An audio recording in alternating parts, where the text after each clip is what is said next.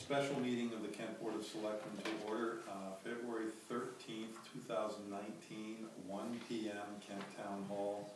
It's For the 105. purpose. What? 105.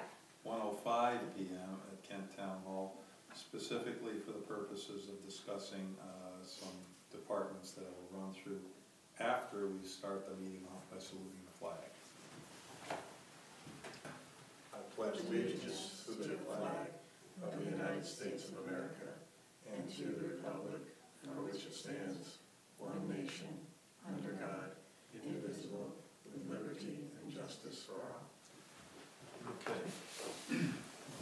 Just to note, Selectman Garrity is, I assume, running late and probably will be walking in here in a moment. So right now, Selectman Parkin and myself are here to meet specifically with the Park and Rec Director and head of the Park and Recreation Commission in Carrington. Just a brief summary to sort of bring us up to speed. We have scheduled for, this is our second budget workshop. We have scheduled for today in the following order: Park and Rec at 1 o'clock, followed by the Town Clerk, the Treasurer, the Assessor has offered to step in and fill a slot created by the sickness of the Social Services Director, who's unable to be here today. The Tax Collector is available to follow the Assessor if time permits, and the Highway Department will be last, and that would be time and weather permitting. Let's see, we have supporting financial documentation from all of those that I just listed, except the Assessor and the Tax Collector, and I've been assured that those will be provided if we do meet with them. The next scheduled meeting is February 20th at 9:15. Right now we're scheduled to start off with land use, inland wetlands, first thing, because the heads of those two commissions have to be at work, followed by social services, tax collector, assessor if we can't get to them today, and some grant recipients hopefully as well, but we're probably going to have to end up meeting with them in the evening because most of the people that head those up are gainfully employed. We do have one who's agreed to come in at 3 o'clock, and the library is awaiting word as to when they might be able to come in. Any questions, Jeff, so far? No. Okay. So, Lynn, just to bring you up to speed, we did meet with Leslie last week and went through the salary part of the Park and Recreation budget. And we had, as you well know, there's little to no increase to any part of it. So we took no issue with that. So our real, You mean the operating? The operating, yeah, the non-salary part, excuse me. Lines 479 to 494 in the budget. So good job by you and your commission for keeping the budget about as close to flat as it can be. So we are here to discuss an issue which came to our attention back in June, and that being a change to the director's job description, removing, as it states here, removing a paragraph concerning duties at the Monday and Wednesday meal program at the senior center. The Board of Selectmen subsequently asked if you could postpone that until July 1st because it potentially has budget implications. I did hear from you and you agreed to do that, so thank you for that as well. So, do you have anything you want to start with, or do you want to just let me continue? Go ahead. Okay, my big question is, and there's nobody around that cares more for sports and feels the importance of them than I, but what does the commission hope to accomplish? I know the sort of overriding reason is so that the director can focus more on the athletic programs and hopefully improve them, which I can speak to later if you like. But what does the commission hope to, or plan to, if you're gonna take 3 hours, roughly 3 hours, hour and a half a day from each of those 2 lunch days, off the director's job description, what would the commission expect her to be doing during those 3 hours? You know, not specific times of the day, but making up for 3 hours of time that used to be devoted to lunch at the senior center and now something else. So what we had discussed was why our sports programs have gone down. One of the big reasons, obviously, is because people are just moving out of state. But we still have residents that are bringing their kids to other town programs. So we want to pull those kids back in. So what do we need to do that? And one of the things I think we need to do is be on top of the ball more. We listen to parents, whether I find them in the grocery store or in a meeting or whatever that we talk. And one of the things is like having a student coach meeting before the sport. So each sport would have a... Let it be noted that Selectman Garrity arrived at 1:11. We hope you don't mind we started without you. No, so and a closing, so we just that's finished. fine. So I just sort of summarize where we are to date with meetings and who we met with and so forth, and who we're meeting today. And do you know Lynn Harrington? Yeah. Okay, Lynn was in the process of answering my question, which is, if you recall, earlier in the year, we were asked by the Park and Recreation Commission to agree to a job description change for the rec director, removing approximately 3 hours, an hour and a half a day for 2 days, from her job description, at which time she works with at the senior center lunches. And I asked Lynn, what does the commission plan for the director to be doing during those 3 hours? So Lynn was in the process of explaining. Thank you. Sorry, that's okay. Long interruption. So what I had said, Chris, was that we were trying to figure out how to get kids more involved in the program. At the last meeting, you said we had all these teams before, and a lot of that is people just moving out, and the people that are moving in don't necessarily have children. 2 today. All right, good. That's good to hear. So With or without? With kids. So how do we get these kids that are going to other town programs back into Kent? And so we listened to some parents, I don't want to say complaint, but just things they had to say about why they weren't thrilled with the programs we have now. And like I said, some are taking their kids to other towns.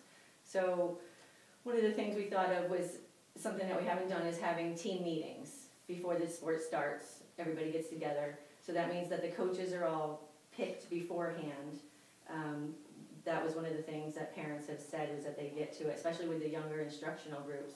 They get there and the coach isn't prepared. The things maybe not be ready, or they're not, the coach needs to be involved more and they need to be there ahead of time. So some of that time would be spent more actively looking for coaches and being ready for these team meetings. And some of it would be used to work on the website, because the website to me is not user-friendly at the moment and needs to be constantly updated with new things going on. And so we can start directing people to those websites more, or that website. Working on social media some more. Leslie takes pictures. We like getting pictures and recording, so let's work on some of that aspect with her. And promoting our sports more. Kent Center School now on Facebook has pictures almost every day of what the kids are doing in class. So I'd like to see that more, and again, to get the word out and say, this is what we're doing, this is fun, come see us. So I think that with those things, it could definitely use up more of her time. She does have a 40-hour salary right now, and I know you guys I watched the meeting from the other day, so I know that you're talking 35 hours, so, what is that going to do to her? Because her hours aren't Monday through Friday in her office like the other people in here. She's here on the weekends opening the doors because the rules are so strict over there that she's the only one that's allowed to open the doors. And she has to stay till the games are over. She's doing, she might have to monitor at free skate. She might have to who knows, you know, she's running out to the camps or to the parks, or she's working with this subcontractor or that subcontractor. So I really don't know if she's going over her 40 hours or not, but it's not just a Monday through Friday thing. So I would like some more office hours, like posted office hours. Of course, emergencies come up, but it's hard to tell because she's in and out during the day when she's in the office. So just with those few things, I think we could fill up her time. With saying that, if you went down to the 35 hours, she could fulfill those other 5 hours that she's used to having. I don't know how this would work, but you know, maybe that comes into there. Does the stipend come out and is listed separately? There's a few different questions that I have too that are for you guys. So just a couple of questions on that, because I don't know it, but I just sort of sense it based on the volume or the number, or lack thereof, numbers of kids playing in the school program and the challenges they're having at the high school. It doesn't seem to me that it's just a Kent problem. It seems like it's a regional, if not a whole area problem of fewer children in the system. And if that's the case, while I applaud you taking steps that make sense to help our, at least the people who are here, the taxpayer, feel that they're getting their money's worth by getting meetings and having things organized ahead of time. The real question is, looking forward, do you see a child-focused park and recreation or a young adult-focused park and recreation really where we're headed? Or do you see, as I think what happened is we found that there was a need for senior assistance under recreation, and I think that's how it was filled. And I guess that's the sense that at least I would like to know, but I think the board would like to know going forward, because if we're going to allocate resources, i.e. money, and we're going to be putting it into something that we're almost hoping will happen, but doesn't really come about, why are we spending, the logical question from a taxpayer is like, why am I spending money on 4 kids to play, you know, this, and I'm being sort of, obviously somewhat facetious, but the idea that if you don't have the numbers, why are we building it?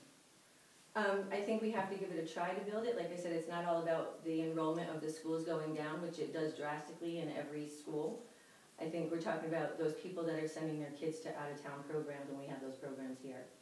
And do you have numbers and figures as to how many, A, how many are leaving, B, how many do we have, and C, if you brought the few that, those that went, would it actually make a program? I can't answer those questions, Chris. It's all about trying our hardest and getting them in here and doing what we can at the moment. As an example, I think the group is always evolving, the Park and Rec is always evolving, and what somebody does is going to differentiate sometimes. Right now, yes, I think because our programs need that extra push, that it is going to be, you know, school student age focused, because that's where we need our help right now. That's where we need our attention paid to. Once we hopefully get that done, if it doesn't work, then we have to come up with some other ideas. I'm sorry. So to that point, I guess what would be good for me to see is a year from now, if we're sitting down, to know that the emphasis went into this program or these programs or this, and have real data that says, absolutely you measurable know, data. we tried hard and it's worked well. It doesn't serve, you know, 27 kids. It serves 15 kids, but that's what we want to serve. And then, because what we're looking for from you, and specifically why you're here, Lynn, as the person on as the chair, is to understand where we're going, how we're going, monitoring where we're going, so that we can say, okay, this makes sense, or maybe it doesn't. I totally agree that we should have some measurable data to come back to you with.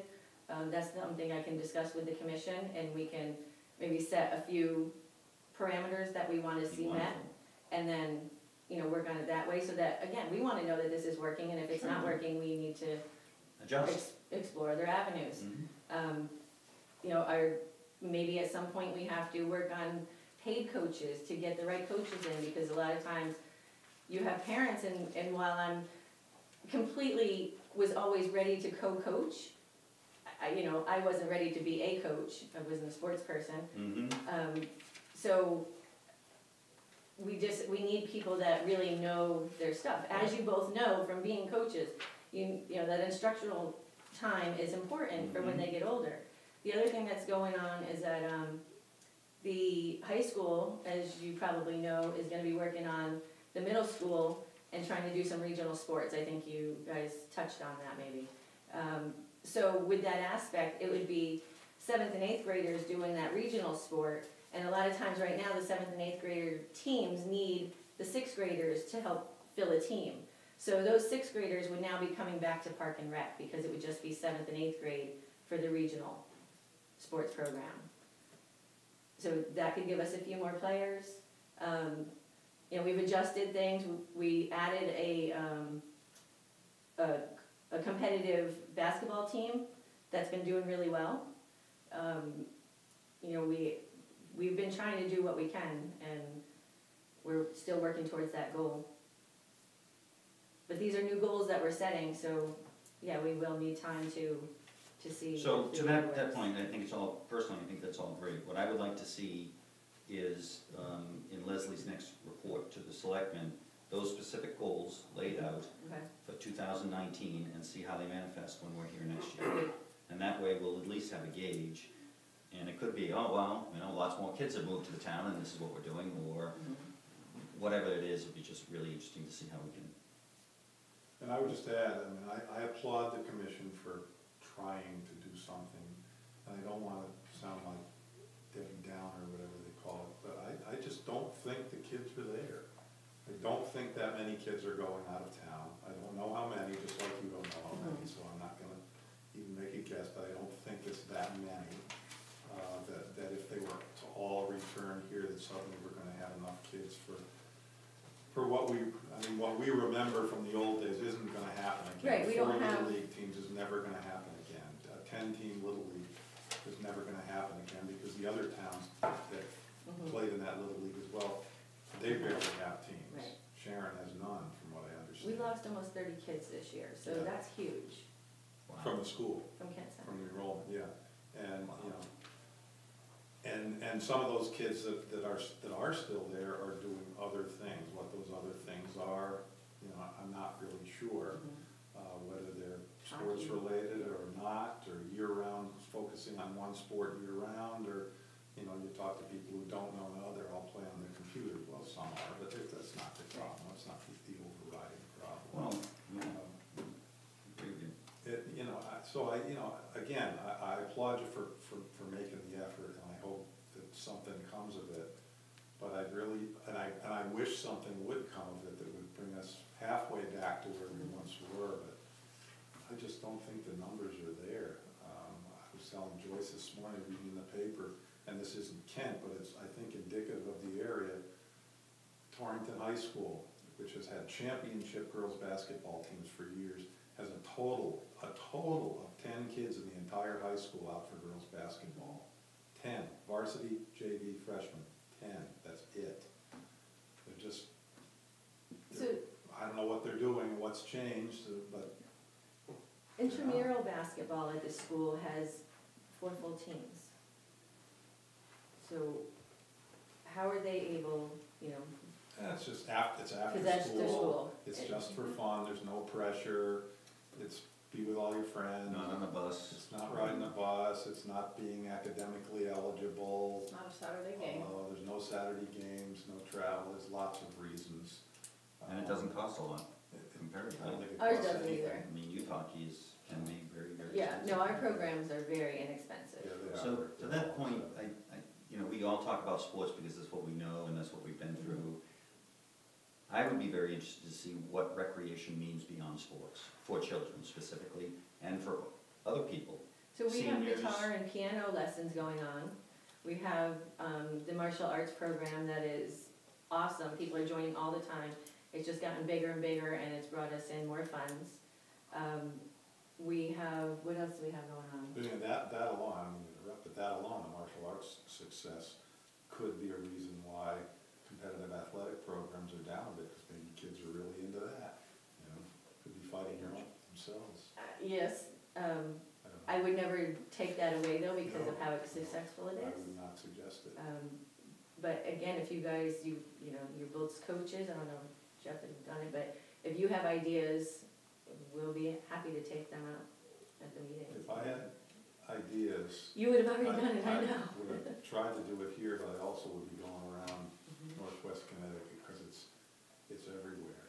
So even with that though, sometimes we team with other towns, and sometimes we have to team with 3 towns. So Well, sometimes, here's another quick example. For 20 years, back in the mid-70s to the 90s, I coached the Kent Babe Ruth baseball team here in the summer. Mhm. 13 to 14 years old, mostly boys, a few girls. Very successful, played them in Milford. And then but Leslie will tell you little by little, the numbers shrank. And when it finally breathed its last gasp, correct me if I'm wrong, Leslie, but Kent, Sharon, Cornwall, and Salisbury were combined for one team. One team from 4 towns that used to produce at least 3 teams. One team each. Well, clearly the demographics Yeah, have changed. it's a demographic. So in terms of kind of stepping back a little more generally for Park and Rec, in the rec side, you've got youth programs, and you're addressing that, trying to see if there's a way to revitalize it, and, as you described. And then there's adult and senior recreation, and you know, I assume you do some stuff with that, like the concert series. yeah, and for the seniors, Leslie does a monthly trip, bus trip. Okay, but I was going to ask is, getting back to what started the conversation with Leslie's time at the senior center, do you not consider, I know you were trying to free up her time, but do you not consider that to be the right place for that function? We did talk about whether that comes under the purview of Park and Rec, whereas the bus trips, we do believe they do, but that, not so much. And she does receive a stipend, but those hours are also part of her 40 hours, I believe. So, again, you guys were talking about this in the meeting with Joyce working, you know, helping the other departments. So is it a special stipend outside of your salaried hours? Or is it, she got a you know, she basically got a pay raise to fit these 3 hours into her already, you know, her job description that was already there? I don't know, I wasn't part of that process, I don't know how that transition happened. Do you recall at all, Liz? There needed to be oversight at the senior center, so Bruce and I sat down and negotiated and brought that to the Board of Selectmen. And did you bring also Park and Rec blessed it as well? Okay. Yeah, because it was added to the job description, so. It was made in 2012, a 7% increase because of the added responsibilities of overseeing the operations of the Monday and Wednesday Elderly Nutrition Program. And the job description was updated to include the added responsibilities. And that was done in March of 2012. So it's not really a stipend, if she was given a raise. It's a salary. It was a salary It's increase of described here as 7%. That's the way I salary understood it, increase of 7% salary increase. Yeah. Now, did that include additional hours, or just additional responsibilities?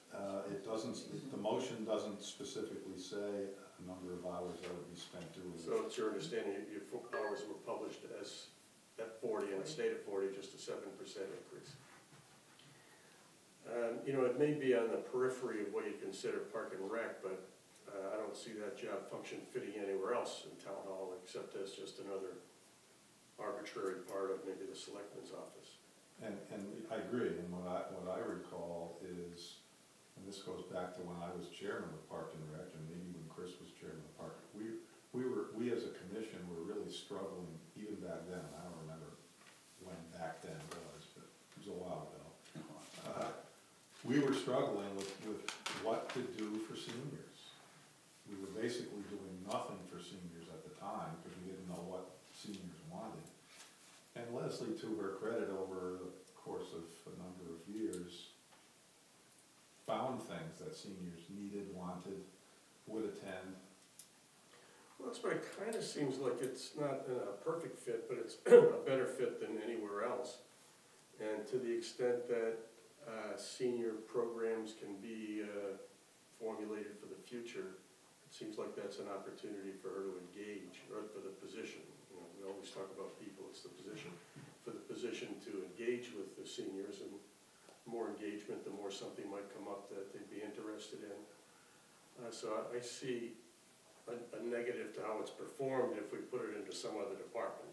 Well, if we do that, we're gonna have to come up with the money to finance it.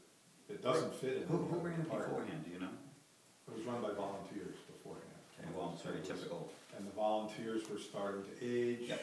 And pretty there typical. was people complaining about the way some of the volunteers ran the program, it wasn't inviting and so forth.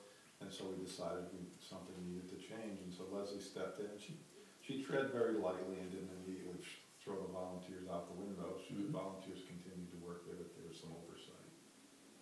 And I think it's worked quite well. And then we do the Friday lunches, which is not part of this discussion.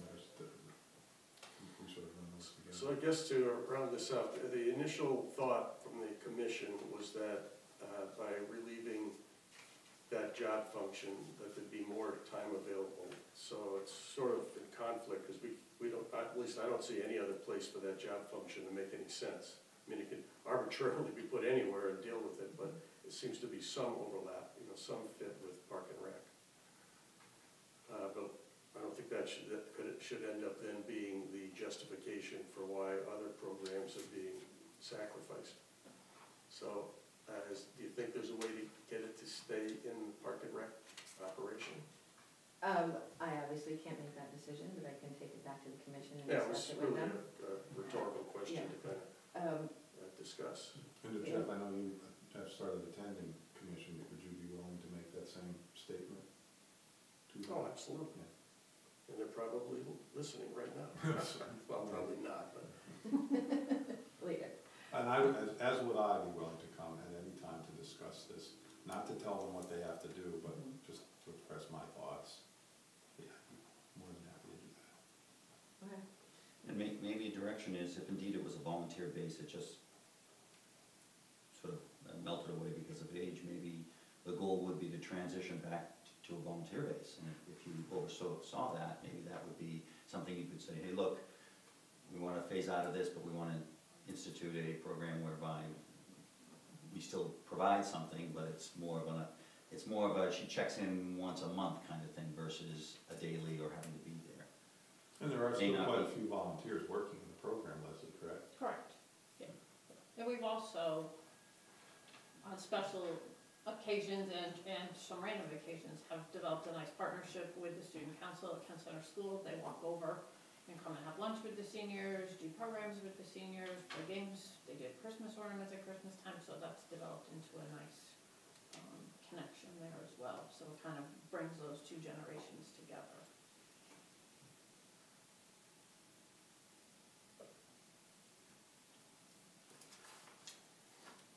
And so, I think let me bring the elephant that's sitting over in the corner into the discussion.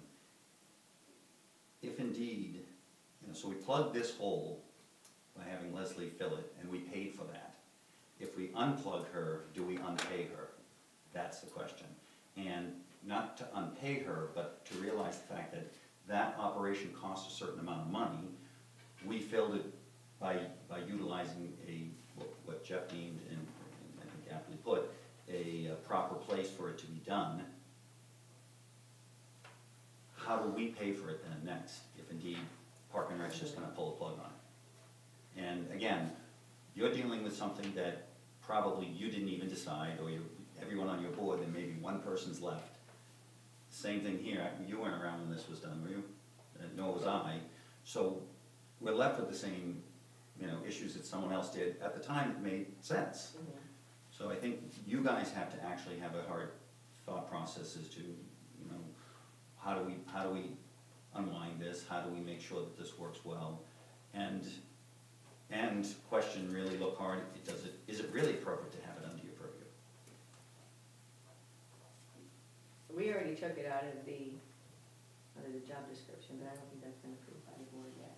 Might give you a reading. No, it is not. No, but the board voted and agreed to keep it, status quo for right now, so yeah. And then if you guys decide to move that 35 hours down, which I wouldn't advocate for, but, or to 40 to 35, that would be a whole nother thing. Yeah, just to talk about that, in my opinion, we're just talking about the average in which people work, and we're trying to make it so that everybody does the same amount of hours, theoretically. I don't see it always as a multiplier by the dollar figure per hour. Do you see what I mean? I'm not sure I do. Well, if you, let's just say someone's doing 30 hours a week right now, and they're getting, and their salary, if you divide it by, and get down to the dollar per hour number, just because we now moved it from 30 to 35 doesn't mean that necessarily, unless we feel that there's rationale behind it, move that person's salary from that additional 5 hours. I don't believe that. I don't know how you see it. You explained to me the other day how it originally became 40. That was done when it was made a full-time position long ago. There were, correct me if I'm wrong, Chris, there were a series of part-time Right. Park and Rec employees, and they took those people's salaries, what they were being paid, and put that together and went to the town and said, hey, look, we're paying this to have an after-school director, to have a camp person, to have this person and that person. If we put all those salaries together, it totals X dollars. If the town puts in the benefit package, boom, we have money for a full-time director. I mean, back in those days. But how was it decided 40 versus 30 versus 35? That I don't know, because I wasn't here then. I think it was Before my because at time. that time, 40 hours was assumed as what you were going to attract somebody from school, Could be. or, because I know we went hard, because we had a series of very local people, and it just didn't, Oh, I remember. They it kept didn't, leaving. it didn't work. Right. And then we hired, as you recall, somebody out of college, and the idea was we were going to be the stepping stone for them to go to other programs, and we were for a little bit, but then the board realized, I believe, if I recall, the board realized that to a degree, we wanted continuity long-term versus And somebody always jumping, somebody that knew the community. somebody who could reach out. So, But, back to the point you raised before, we're talking about a salary position. You can compute it hourly or not. I mean, certainly I'm not suggesting we reduce the position salary. So it's a salaried position. I think we need to normalize the published hours of the town hall at 35 hours. There'll be times when any salaried employee, such as you and Leslie, have to work more to get the job done. But it's a 35-hour nominal week. And on weeks when there's not a lot going on, 35 hours may be enough to get through the week. But there are going to be times that you have to work more as a salaried employee. So I think the 35 hours is really just a placeholder. That's the business hours. My guess is that 40 hours, if you just asked a man on the street, what's the work week? 40 hours. Oh, sure. But it's not. It may be in a lot of places, but it's not. It's actually coming down. In Europe, it's probably 6. But little joke there. But I think we can establish 35 hours as a reasonable basis. But a salaried position gets the job done. And as time goes on, if it turns out the job warrants more, it means the position requires some assistance. It's not a matter of one person putting in 60 hours to do the job. The job must require more support if that's the case. So therefore, I do suggest that it's got to come through the Park and Rec Commission, I guess, to change the job description as 35 hours. So the question gets back to what do we do with the senior support from Park and Rec? Where do we put it someplace else? My personal belief is that it's where it belongs.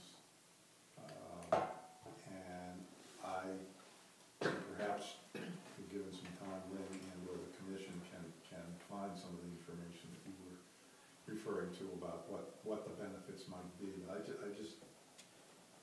I don't mean to be closed-minded, but I just don't see that there's going to be any measurable benefit coming out of an additional 3 hours put into athletics.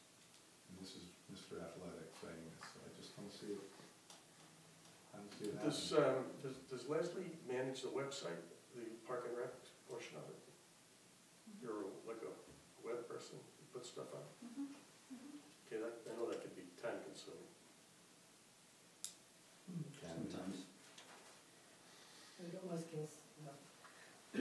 commission talked about almost considering getting a different website. Are we hooked to the town with that? No, Is So that the right? town is separate, we have our own. you have a page on the town. I have the website that the commission directed me to get, I think before your time. Why are you outside of the town website?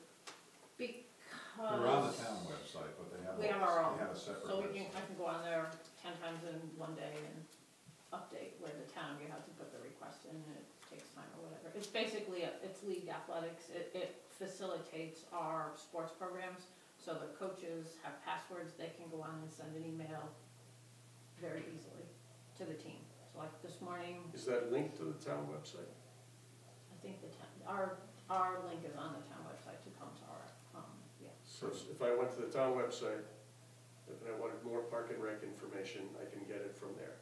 All the park and rec information, yeah. Yeah, there's a separate page for Park and Rec, and I would assume on that page there is a link to the separate website. There used to be, I I've haven't checked never recently. gone to it. And you're still running an after-school program? Yes, park and rec is running an after-school And how is that? program.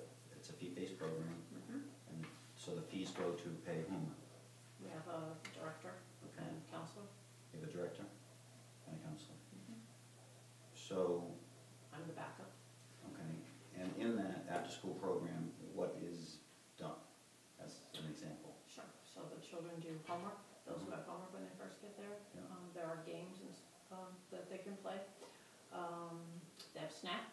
Okay. We get outside when we can, there's Okay, arts and just crafts. okay, can you explain to me what you do with the seniors at that period of time that you meet them presently? Oh, over there, what do I do? So, once a week I call in the numbers for lunch to Torrington to let them know how many people are coming to the lunch program.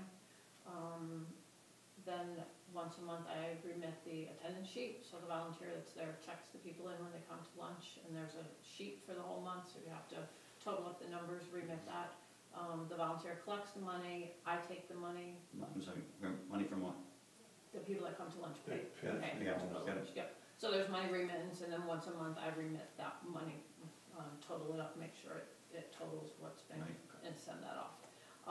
Then it's, coverage in case a volunteer So you can't be schedule, there. okay. Yep, so if I can't get somebody, then I cover, happens once or twice a year, or if somebody goes on vacation Okay. usually. Yeah, and then it's planning programs, whether we have a What programs? speaker come in, whether, like I say, we have the students come over, or say, like today was the Valentine's Day luncheon, so I was over there for a little while, but I had to come back for this.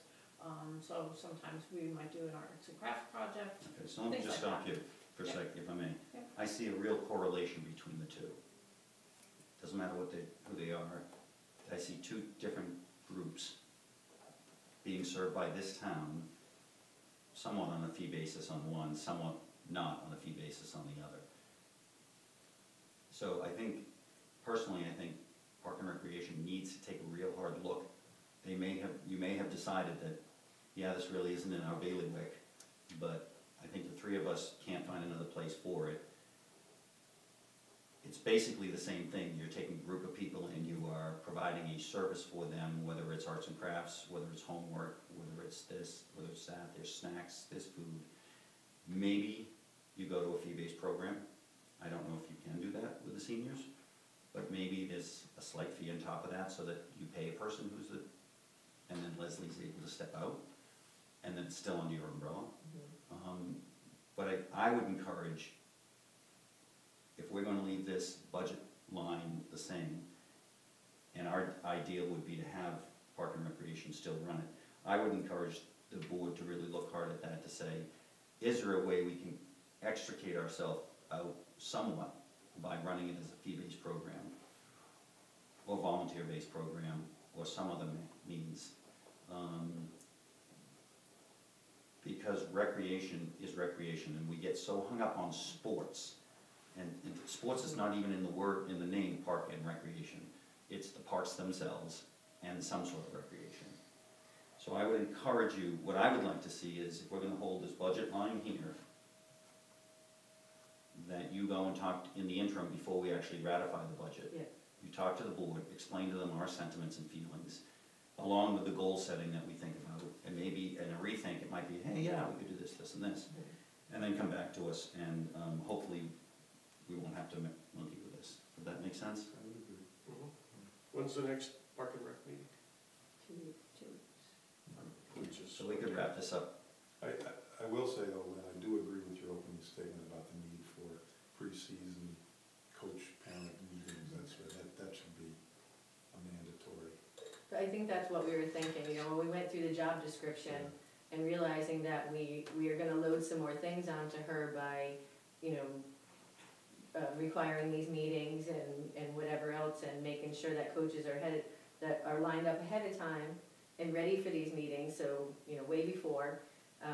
Being that we were gonna add this stuff to her, we were trying to remove something that was outside, if you know, it's one of the only things on her job description that is a little bit different. Yeah, sure. The most removable. The most removable. Yeah. So that's where And we the were last going one with added. that. Yeah. Rather than loading her up with another 3 or 4 hours of work, we were trying to keep it the same and even by hopefully possibly giving this to someone else, whether it's social services department or within Templeton Farms themselves or something like that. I would suggest, and I don't know if it's still done, and it met with mixed reviews when I tried it when I was a chairman, but I would suggest you have, and Leslie, stop me if you're doing this now, have someone from the commission be the go-to person for each activity that the commission sponsors. That's been always worked out. So That's when I first Joe joined. Smith is in charge of sports, and if Leslie's got an issue with sports or finding a coach or whatever, Joe's the guy that she goes to. You know, some people did a great job with it when I put it in place, and some people just ignored it, but that's human nature, I guess. Okay, I will discuss this at our next commission meeting. And like we said, we'd be happy to come to a meeting. Okay, well, Jeff is there, I think he can represent you, but you will, of course, are always welcome. So what's the date? You say 2 weeks, what day of the week? The 28th? Is that Monday? Yeah, the last day of the month. What's the Yeah, the 28th? 21st is next week, President's Monday? Day. Yeah, It must be the 25th. is that the Monday? That's the Monday, that's, the Yeah. 18th is next Monday. Yeah. We'll Oh, the close that 18th, day, so okay. it must be the Yeah, 25th. 25th. You'll be getting a packet. Okay. And I am available if you want me to come. And if it's appropriate, I think, you know, if you feel that you want us there, all three of us there, with your board, because candidly, there are some board management issues that may need to be dealt with. It is not easy being a chair. I've been there, you've been there, and delegating it is really hard, but quite honestly, if you're gonna be on a board, you're gonna do something. You're not just gonna come in, say your piece, and leave. So I think if you need us to be some heavy muscle to say, what are you guys doing? Who's gonna run this, who's gonna run that? I don't have a problem, because candidly, from a public position, your department, your group is under scrutiny. Mhm. It's under scrutiny because we spend $160,000 a year on this. Most people are just thinking like our reaction, where are all the kids? There are no programs, nothing's happening, and they don't see what we do. If we're going to build this as a department that we really want people to understand that we do more than just children that are dwindling, we have to prove it to them. And I think we're all in support of that. No one's saying let's get rid of everything. What we're saying is let's really put some meat on the bones so we can show people. Agreed.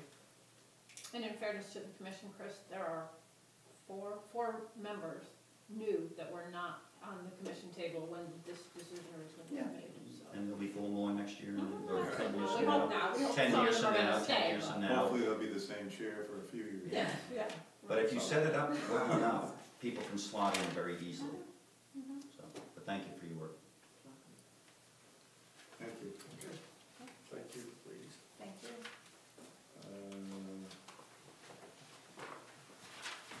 Okay, Leslie, Yep. Carolyn's Okay. probably watching Okay. just in case. If I Absolutely. could let her know that we Let her know know. for her whenever She ready. knows, She does? she's just finishing some paperwork. Okay. And No what's hurry. our next is? Town clerk, Oh, thank you. pages 3 and 4 on the budget document. Line 198 to 219. 3 and 4.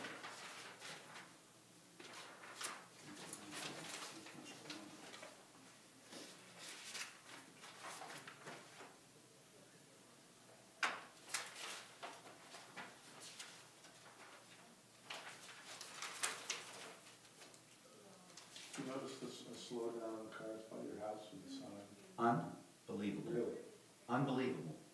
And one person jammed on the brakes when they realized how fast they're going, and I almost tailed them. I was like, oh. No, it's unbelievable, but what's even funnier is when they leave. Because it's just, I think it's just human nature. You see something and you're like, okay, oh geez. It's a reminder, but I'm telling you, they leave and they take off as if, it's really fascinating. And I would, just coming into town today on Route 7, I would suggest that we get that done as soon as possible. So, where's the other sign? There's Carter one. Road. Have you seen, I've been on Carter Road, I've seen that. has, That is coming down the hill. I mean, you know, you gotta be riding the brakes to keep it down. It's there. gonna be moved yeah. to a different location in the car. Although yesterday I came by and the thing flashed that I was doing 17 miles an hour because I could barely stop the car, it was so icy. Oh, It was in the middle of the oh my storm. gosh. And I was thinking about getting down to the bottom and sliding right across. Yeah, I left Boston yesterday and we had to see Hazel, she wasn't well. And I just said to Karen, I'm not driving in this, I'm getting a hotel room, I'm having a drink. Did you? Oh yeah, it's just like, there's no way I'm gonna drive right through the, because you guys were, it was coming this way, Yeah. so I would have driven the whole way through, so. Yeah. And the car was completely iced in the And I snow. made the call around 6:30 or so to close town hall, and then I got up at 8:30 and not a drop of moisture in the sky. Oh God, did I make the right call? And then it started Then it at started, 10:30, yeah, and by 11:30, 12 o'clock, I made the right call. sorry, no, you did it. Yeah, it's not so much coming in, it's leaving. Because we were at the, having breakfast this morning, and I said to the woman serving, I said, so, you know, how'd you get home last night? She's like, slept right here. She's like, I'm not driving. No way. Yeah, so I think they must have a staff place for, you know, for that kind of thing. Someplace right off the pike. In Northampton, Oh. yes.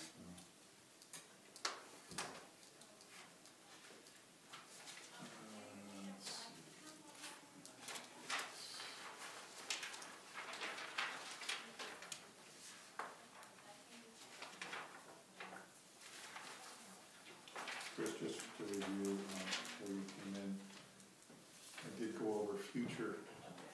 Talked about earlier. Okay. Hello, Darlene. Hello, Darlene. Hello, hello to all. Well, Okay, we move to the town clerk, who is here with us now. Pages 3 and 4 in the budget document, lines 198 to 219.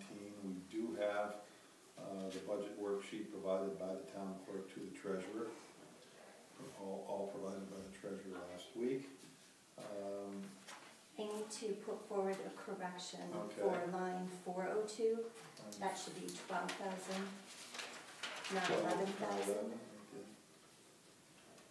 Still a reduction. Which number? was that line 211 you mean? 022402. Okay, she's doing the chart of accounts, it's line 211 on the spreadsheet. Yeah. It should be what? 12,000.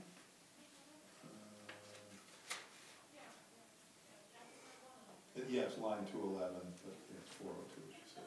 It should be 12,000. 12,000. Yes. But still a reduction from this year. Okay, so in looking over the non-salary portion of the budget proposal.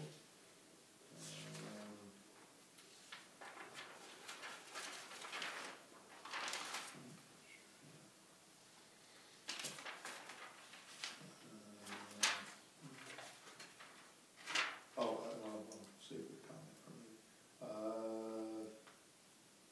Slight increase, decrease. I have no. It looks like from a budget standpoint, it's essentially flat. Yep. The increase on what mileage is trivial amount. 60% Percentage-wise, looks it's like a a lot, lot. but it's not much.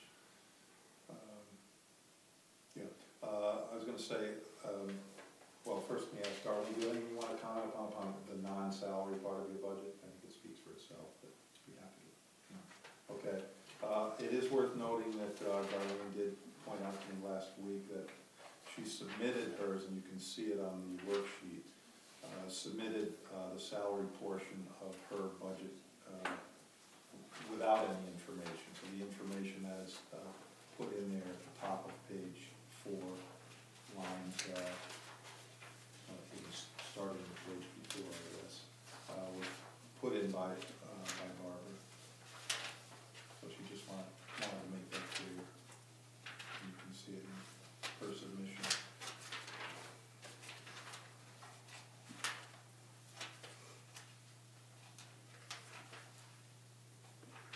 Okay, you're gonna have to repeat that, I really didn't get the thrust of it. Well, if you look at the budget document that you got there in here, Correct. and if you look at lines 200 through 205, and then if you compare it to the budget worksheet that she submitted, the town clerk submitted those all blank. She did not. Right, okay, put those so numbers these, in. the numbers She are the budget. specifically wanted it put in. So these numbers are from where then? Those numbers reflect 3% increases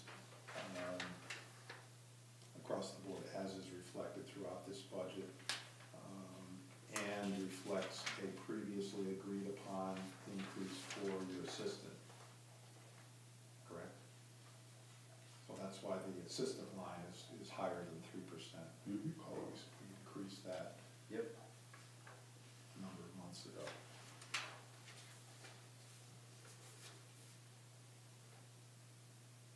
Comments, questions? Arlene, would you like to? We, as you know, having been watching, we have not made any decisions salary-wise at this point. We have mixed feelings as to how things might proceed, but so far we've not made any decisions salary-wise, nor have we adopted any kind of board salary proposal, philosophy, formula. Oh, I see what you're saying. Correct? Yeah, I didn't understand what you were saying. You're saying we've not adopted anything from the management program, from the management Correct. report, Correct. or any other data. Right. That We says haven't that- agreed to a 3% across the board increase. We haven't agreed or disagreed to any form of merit pay.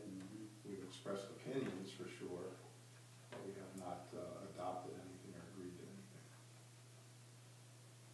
Yeah, and to that order, however, and this is where I'd like to touch a little bit, is the unfortunate thing in our hiring system, if you will, or in our working environment, is that not everybody is under the same system. You know, you supervise and in effect are the boss of some, but you aren't of others. And so it's really hard to make those calls. We are asking, I believe, because we just had Park and Rec in here with the director and the chairman, and we're asking at some point for the planning, zoning, and wetlands to bring their board in. Some boards, some places don't have boards or bosses. In the case specifically of the town clerk and us, actually, all of us, and the tax collector. And so just so I understand how we're doing this, and so also that Darlene and the tax collector and us can figure out how we're doing this, who advocates for us? And if so, based on, we're going to hear input from a chairman of a board saying, my person's great, and they do this, and they need this, and I need to budget more money. Who advocates for that? Clearly, in the situation of the tax collector, us, and Darlene as department heads, we advocate for the people who support us. That's clear, and that makes sense, and that was done, I think, quite well through the assistant system. Maybe delayed, but it was done well. So I just want to try to understand, because part of it is, you know, the concept that, well, when elected officials paid, when elected officials paid for that period of time, and there are no raises, if you will. As long as it's within, at least my way of thinking, as long as it's within the realm of the salary comparison around the area, that makes sense. But I throw that out only as a point of discussion to see what other people think. I think I would agree with the very tail end of your statement you just made. You're specifically talking elected. Well, I'm trying to understand, just, there was a department person that made a comment that says everything has to be fair. Now, that'd be great if we could treat everything fairly or judge everything fairly, but it's just not equal, it's not equal. So, not equal does not always mean fair. Do you know what I mean? Well, yeah, Yeah. sometimes inequality creates. Yeah, I mean, it's just different, and I just want it on the table to understand, if, I'm gonna pick on Darlene, if Darlene comes in and, I think we just have to be open to the fact that if she has empirical data, or the tax collector, or anyone in any position says, look, I'm advocating this, that we give it as much measure as we might, if indeed we are going to use that softer version of merit. Because the merit's based on what other people are getting and what they're doing, but also on the good work. Darlene's, I put it on record, Darlene's budget, at least a few years that I've been looking at this pretty hard, and it was on the finance side, and now it's here. Now, this budget has held and gone down consistently. From a person who does budgets, that is the best thing to see, is to see budgets down. And to that degree, you've got a good person doing that, you've got a good person that you want to retain. You know, and I'm personally grappling with how do we get that.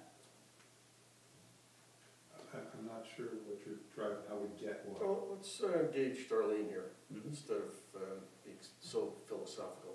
And I assume you've kind of put together some numbers of your own based on your research.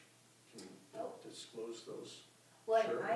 I'm not here. She's not here at all. I'm not here advocating for a request, No. but just as I have always been on record, I don't know what those parameters or foundations have been set forward so that I could, so when you ask if I have numbers, I absolutely have numbers, but I don't have the answer to what to compare to. So last week it was very much put forward by this Board of Selectmen of 35-hour work week. So I can run all my numbers based on a 35-hour work week, of which I have.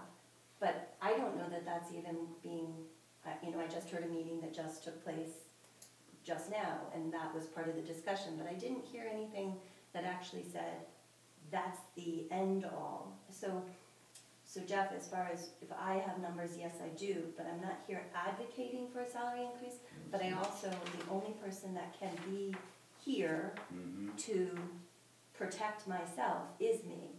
So I'm very conscious of what conversations are held, formulas are put forward, theories, philosophies, whatever you want, policies, whatever word you want to say. But until you all agree and make a motion to it, I'm not sure. You brought up last week that two positions in your analyzing, you mentioned the administrative assistant position and the town clerk position, but you didn't put forward the town clerk criteria. So I was wondering if you could answer that question. I'm trying to recall. The per capita formula?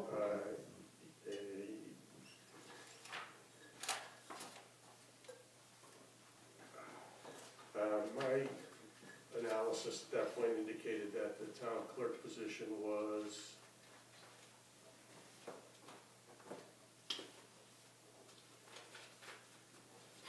I think I just took these charts out as I was working on them, was slightly under what you'd call the statistical average on the chart. Yeah, just took the charts out. I think it was around 7%. And again, that's the per capita evaluation for equivalent towns, and I'm not sure that's the be-all and the end-all, but I think for Selectman's office and for the town clerk's office, that would seem to be a very rational way to look at it. Other departments, not so much. And I think we've established that the town clerk's office has run very professionally and efficiently, and even over the years reduced their budgets. I don't think there's very little to say about the town clerk's office and the town clerk herself, other than positives. Agreed. And I have been an advocate of merit raises as a basis for rewarding good performance. And I would like to feel that the town clerk would qualify for a merit raise over and above what we consider a cost of living or a nominal advance across town hall. But I'm not sure I know how to suggest that with any specificity. And by the way, just this 35-hour work week, if you went to any other job at any company, they would publish a work week, probably 35 hours, might be 37 and a half, so that's what it would be. But again, salaried employees are expected to do their job, and it frequently requires more time, and I think we know that. So whether your work week as a salaried employee was published at 40 hours or published at 30 hours, but we don't do it on an hourly basis. I mean, that's my view of the 35-hour week as town hall, is a 35-hour work week town hall.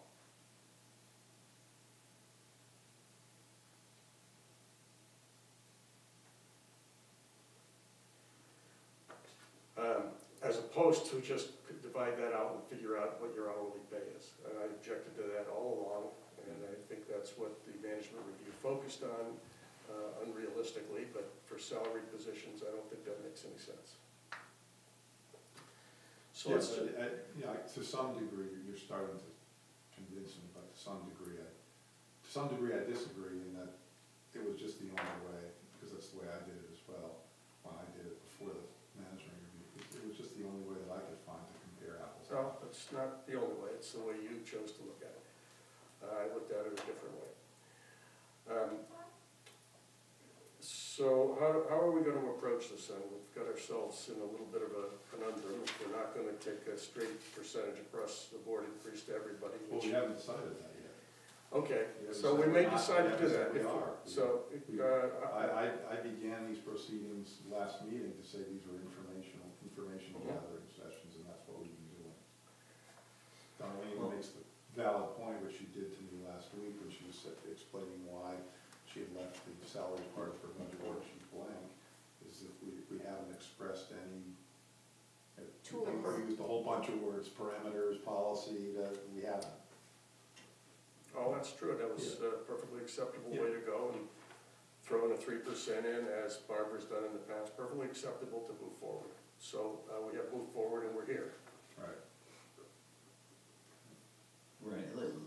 So where I was going, and I will ask Darlene of this, in your, and if you don't care to answer it, fine, but do you feel that for the job that you have, you're being compensated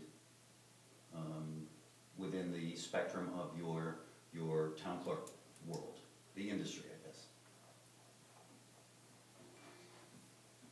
I feel that my salary is within range.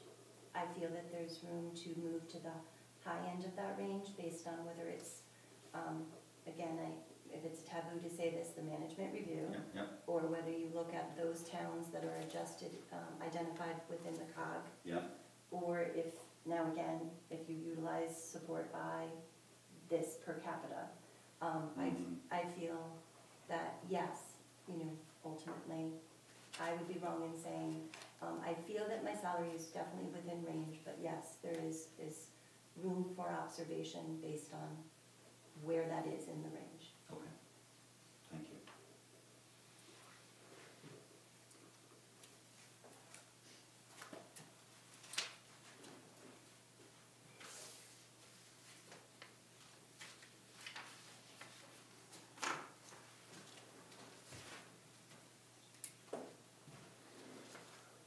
Okay, so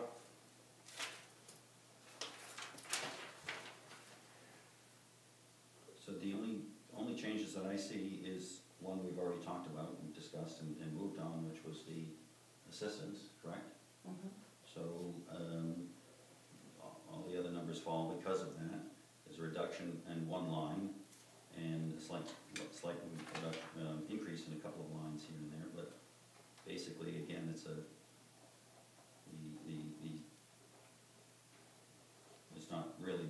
substantive movement other than what we did in the assistant line.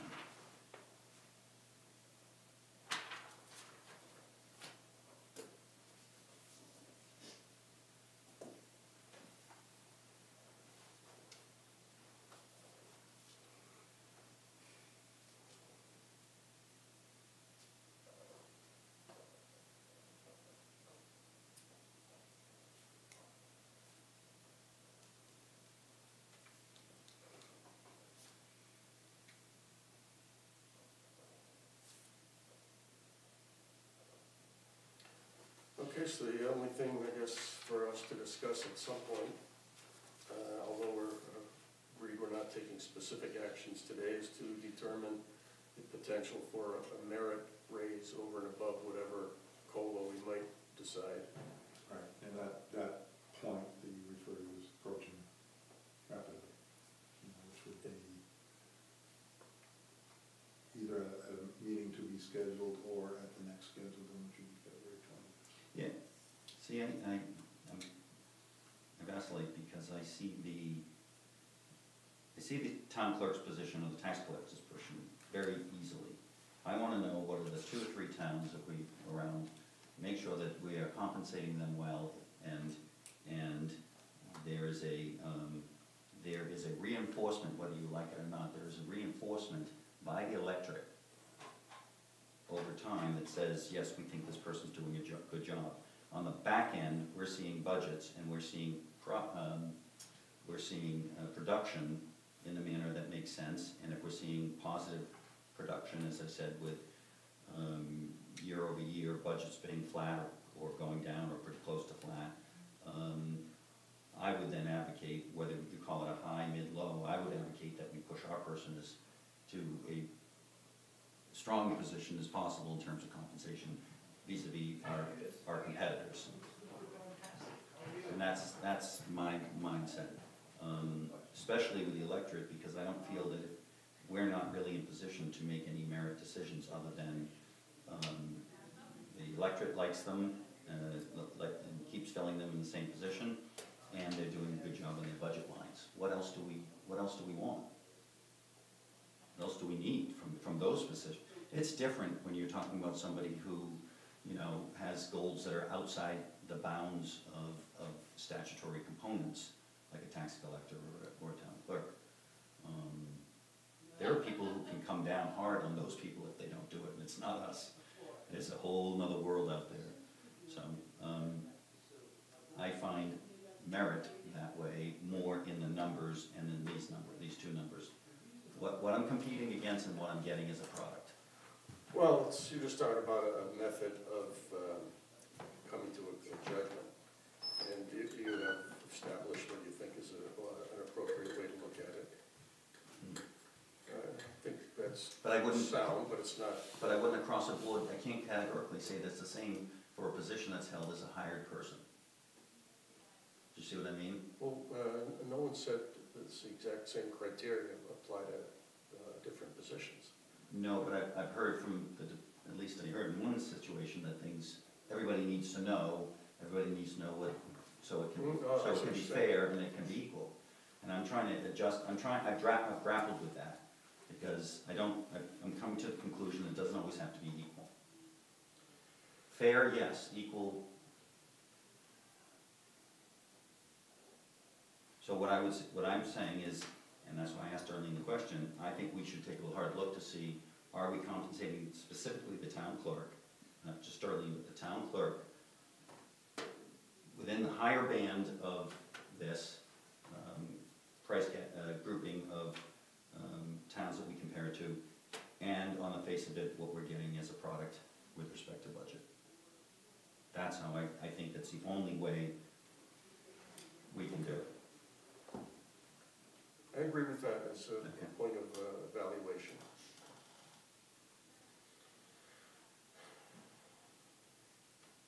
Okay. We can today. Anything else, Darlene?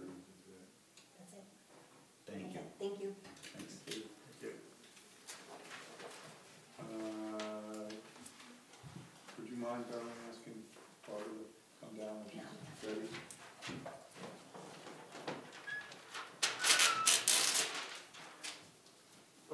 Joyce, with the closure yesterday, I'll ask Barbara about the checks. Yeah, I don't know. I haven't signed any yet. Okay. They're probably working on it. Leaving early tomorrow morning for a weekend in Nashville, where Scott will get to see his new place. Nice. Great. Check in with Barbara before you leave today. They'll probably have something for signing, maybe not everything.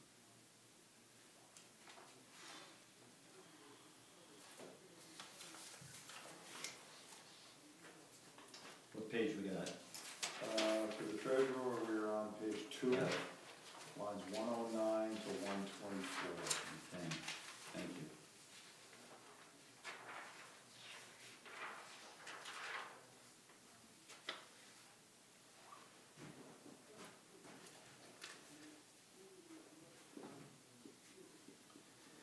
The treasurer's office and what the COG date is now called fiscal control. Fiscal control, yeah.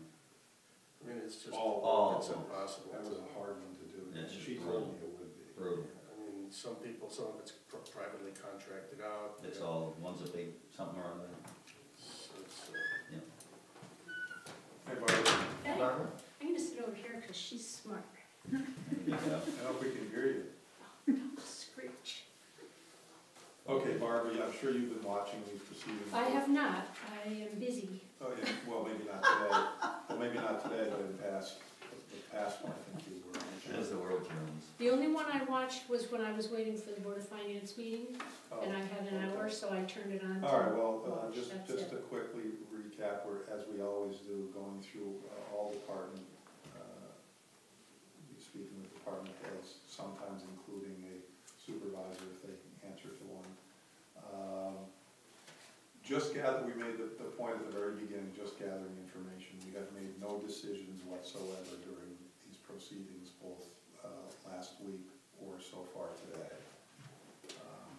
Haven't eliminated anything, haven't added anything, haven't increased any salaries, haven't agreed to do anything, and haven't even come to a conclusion as to how we're going to handle salaries, whether it's going to be the usual across the board uniform rate, or whether it's going to be some form of merit pay, or whether it's going to be a combination of the two. We've not arrived at any conclusions in any of that so far. Can I ask a question? I've already received information from one person asking me to change what was in the budget based on the meeting that they had with you for their salaries, so should I not do that? They said that you had already made an agreement to do something. Don't know, I'll have to talk with you. I don't think we should talk about it in this meeting. Me either, but I'll- since you made that statement, I thought I just I- needed some clarification. Am I supposed to be updating the budget document yet or not? Certainly for all the salary, if there's any. Well, that was a specific Reflected in minutes. piece of it. Anyway, I don't know. okay, just Something can be slipping. don't my know, mind. I'll just note that.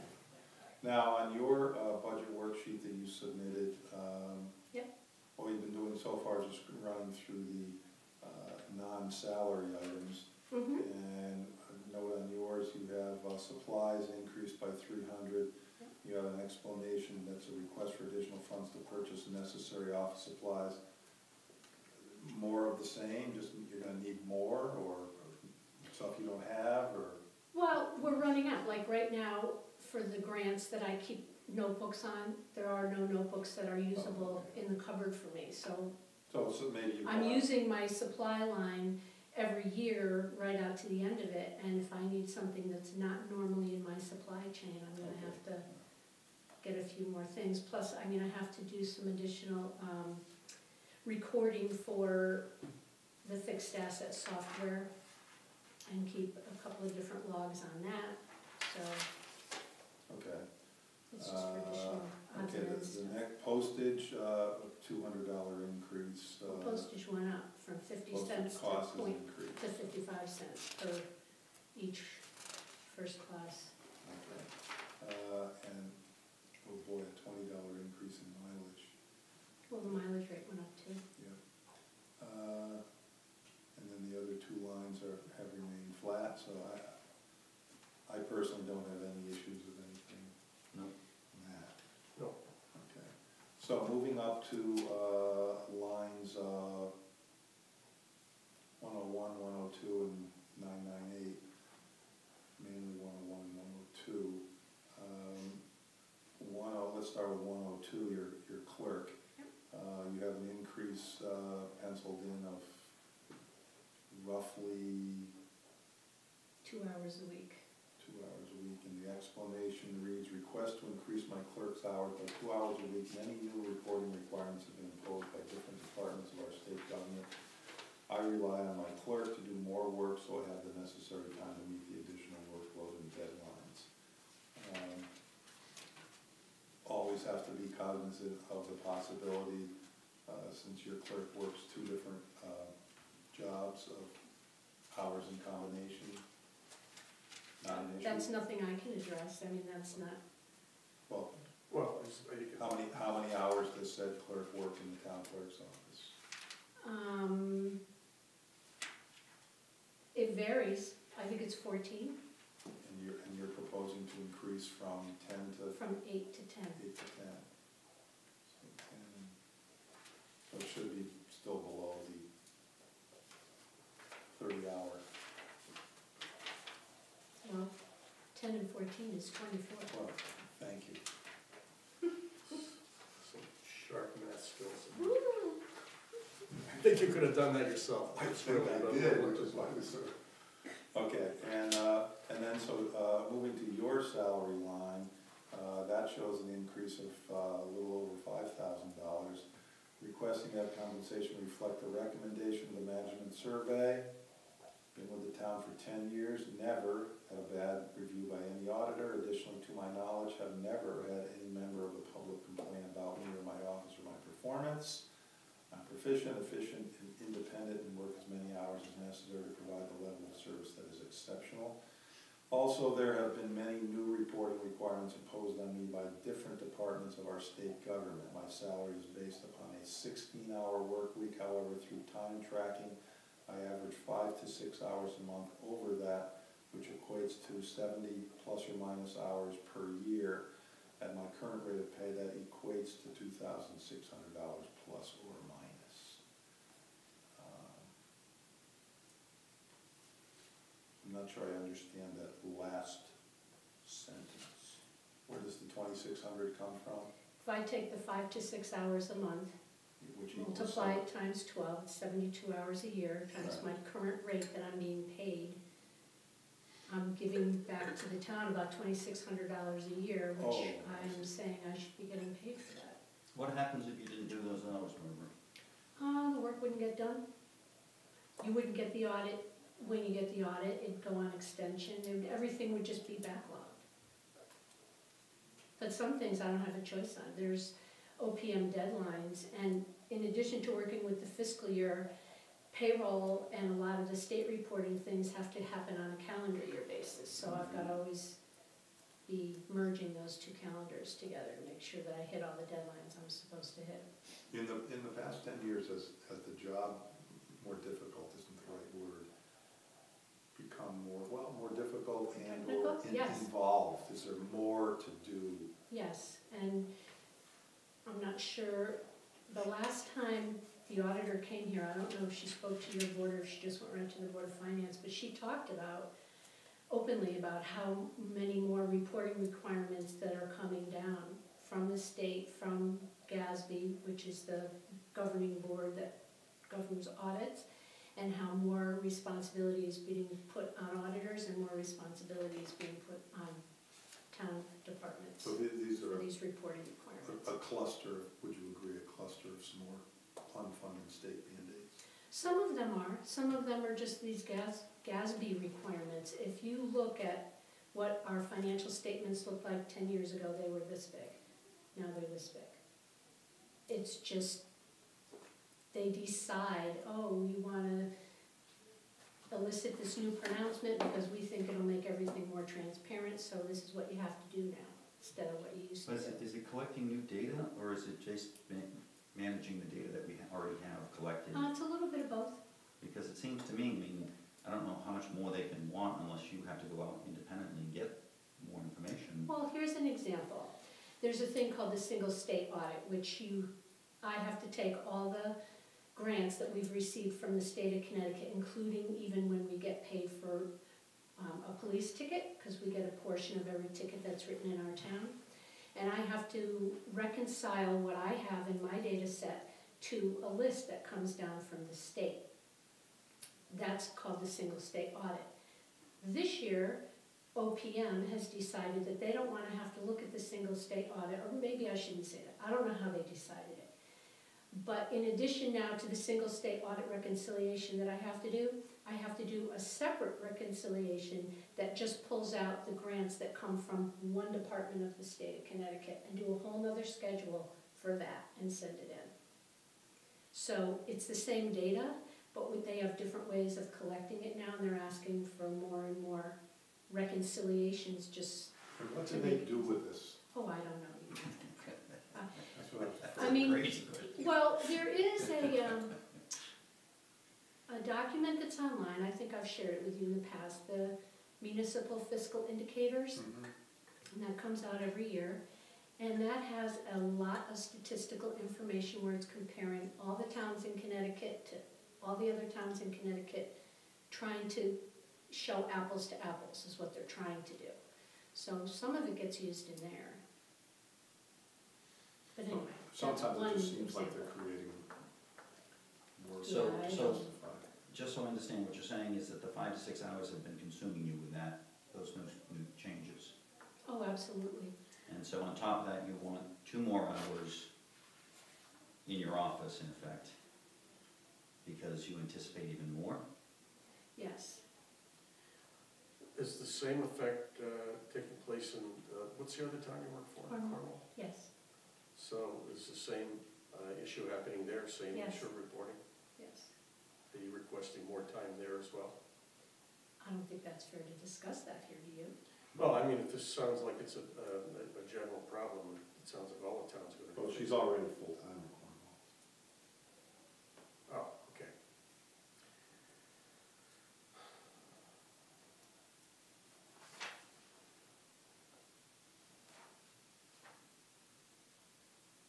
So, back to your personal salary increase, so it's a little bit over $5,000, and you've made it very clear where 2,600 of it comes from. What is the remainder? It's the management survey that you guys have Oh. done. Okay. I'm sorry, can you say that again? It's the management survey that we did in terms of, I took the rate that is proposed in the management survey for my position, And which rate did you The take? upper scale, the upper. the upper scale rate, as we had discussed in executive session, that I told you. And the way I'm looking at it, if that's a recommendation from the person that you paid to analyze all these positions, then you tell me why I shouldn't be getting that rate. Well, however, it is worth pointing out, as you're not the only one, just reminded me, at no time have we said we're going to adopt all parts of that management review, or even any of the management review. I know, but you have Just already tell acted me. on some of it, But so. the assistants. we've only acted on the Just assistants, that I don't one know part around of the on that. assistants. We've done that on the No, assistants just because pointing that's out. what we had to Yeah, do. we did. We did. And that was something we could have concluded ourselves if we were able to go and do this analysis. We tried. No, bottom line is, I don't care, you wanna tell us that we shouldn't have done this, we did it. We did it, it's not gospel, and if people who think it's gospel, get over I was it. just answering Bruce's question. No, you answered the question, and I was just reminding you that because they've said the same thing to most everybody else, we're not, at no time have we said we're going to go by this I management didn't say review you did. despite- No, I don't put words in my mouth, and I'm not putting words in yours either, so. You answered my question, thank you. Anything else? I don't think so. I don't think so. I'm good, thank you. Okay. Thank you. Thanks, Barbara. Who do I send? Have the Barbisons, have we received these worksheets from assessor and or tax collectors? Tax collector, no, the assessor emailed them to me, but it was after I left here on Friday, so she might have even done it over the weekend. So I haven't even looked at her sheets yet. Okay, we may be meeting with her, can we have it, or do you have to look at it? I'll go print it off and give it Do to you you. want them or do you want? What time is it, please? 2:30. We can do Rick first. Perfect timing, Rick. As usual. Still awake. Okay, highway department is in two parts. It's highway and town garage, and it covers, it's on page 7, and it covers lines 379 to 434.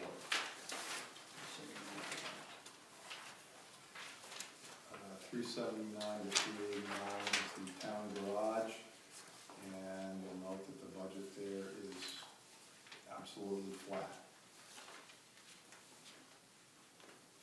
Rick, do you have anything you want to put on that at all? Not there, no.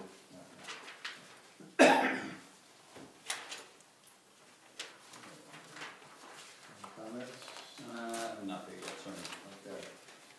The remainder of it is the highway department, which is, starts at line 291, 2/3 of the way down page 7, under the town garage building black line. Rick, what we've been doing is focusing first on non-salary changes. And we've got your budget worksheet in front of us as well.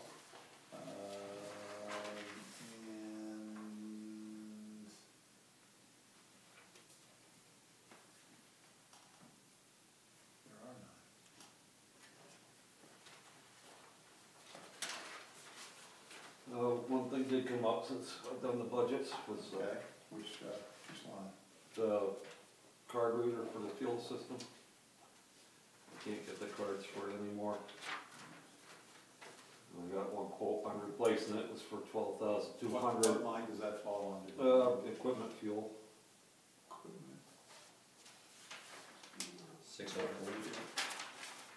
Bottom of page 7, equipment fuel, 604. Has it flat at 40, so are you proposing to increase it? Well, enough that it could be a capital item, but we can't wait 5 years to get fuel cards, so. Either increase it for next year's budget or To how much? another 12,000. 52? 52.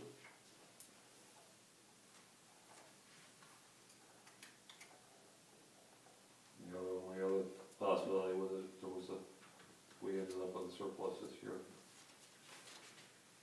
It wasn't June. That's a possibility. Say that again, I'm sorry. If we end up with a surplus this year, I could do it without, out of this year's budget. Joyce?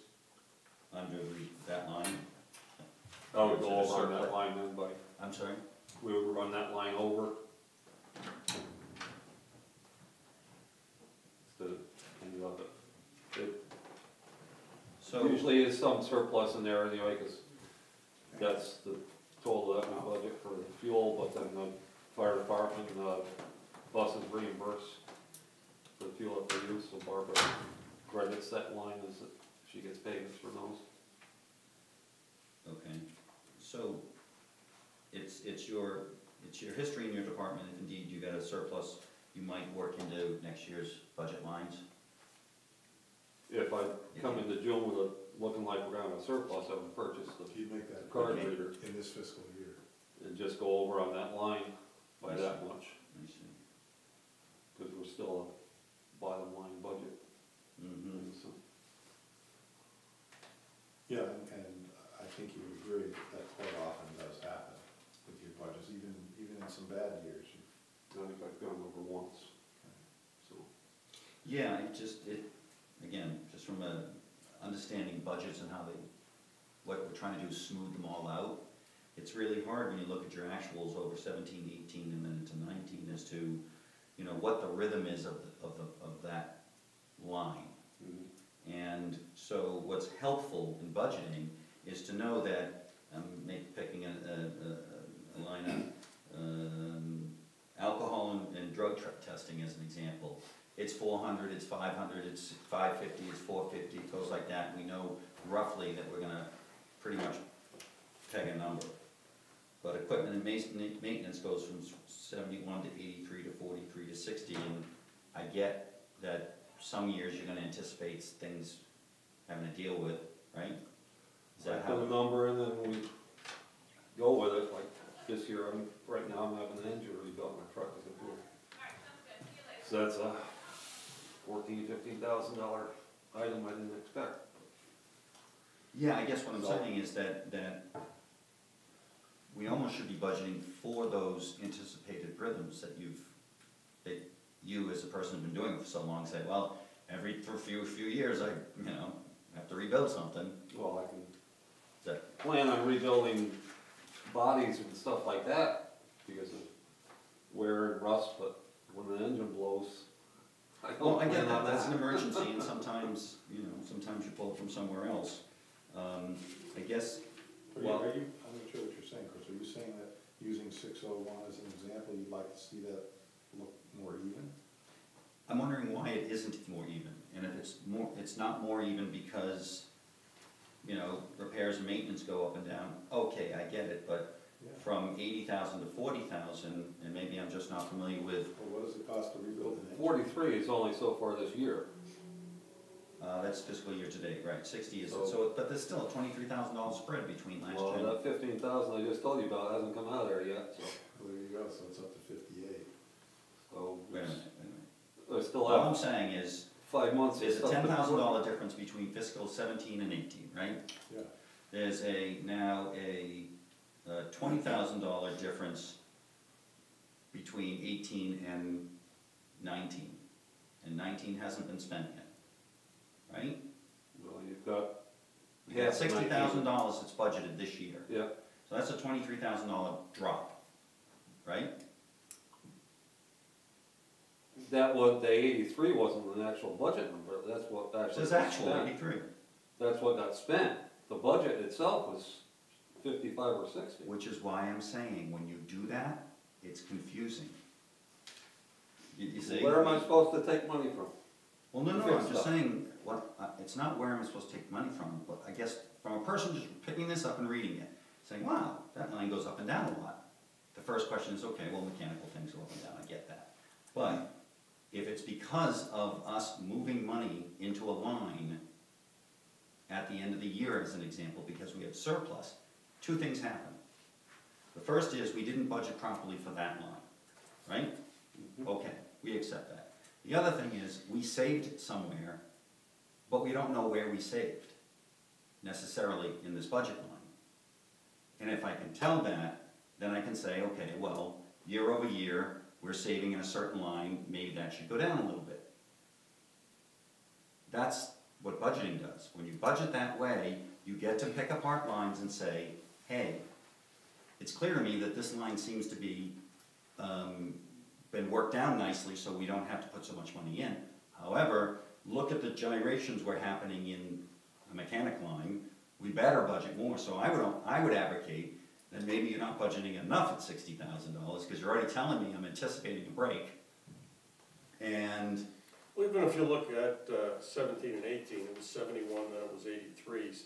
So, maybe, you can't go back farther than that, obviously, but maybe you could estimate what it's been the past couple of years, and it sounds like 60,000 is too low to budget. And you say that you're already anticipating it's gonna be 58 before we get to the end of the fiscal year. So that would imply that we'll probably end up being closer to the 70, if not the 80. yeah, So maybe that's just, this kind of line item is obviously an estimate. It's an It could end up being, 20,000 actual, but, Right. So maybe just based on the past and what you're already telling us you got coming down the pike, maybe that number just should be arbitrarily increased at least to 70. It's no skin off your nose here. Yeah. It's a matter of, we're doing our best to try to estimate going forward, so we don't have last minute changes and shuffling money around unnecessarily. Do you see any objection to raising it to 70? No, are you gonna remove it from somewhere else then, or just raise the budget? Well, well, if that's something that has does to it be need to spent. be removed from somewhere else? It would be a different question. Yeah, that's, If you, Oh, You know, we're not, look, Every year we get the letter that says we'd like to see no increases, so I just yeah, go through and then, I appreciate that. This is not an issue of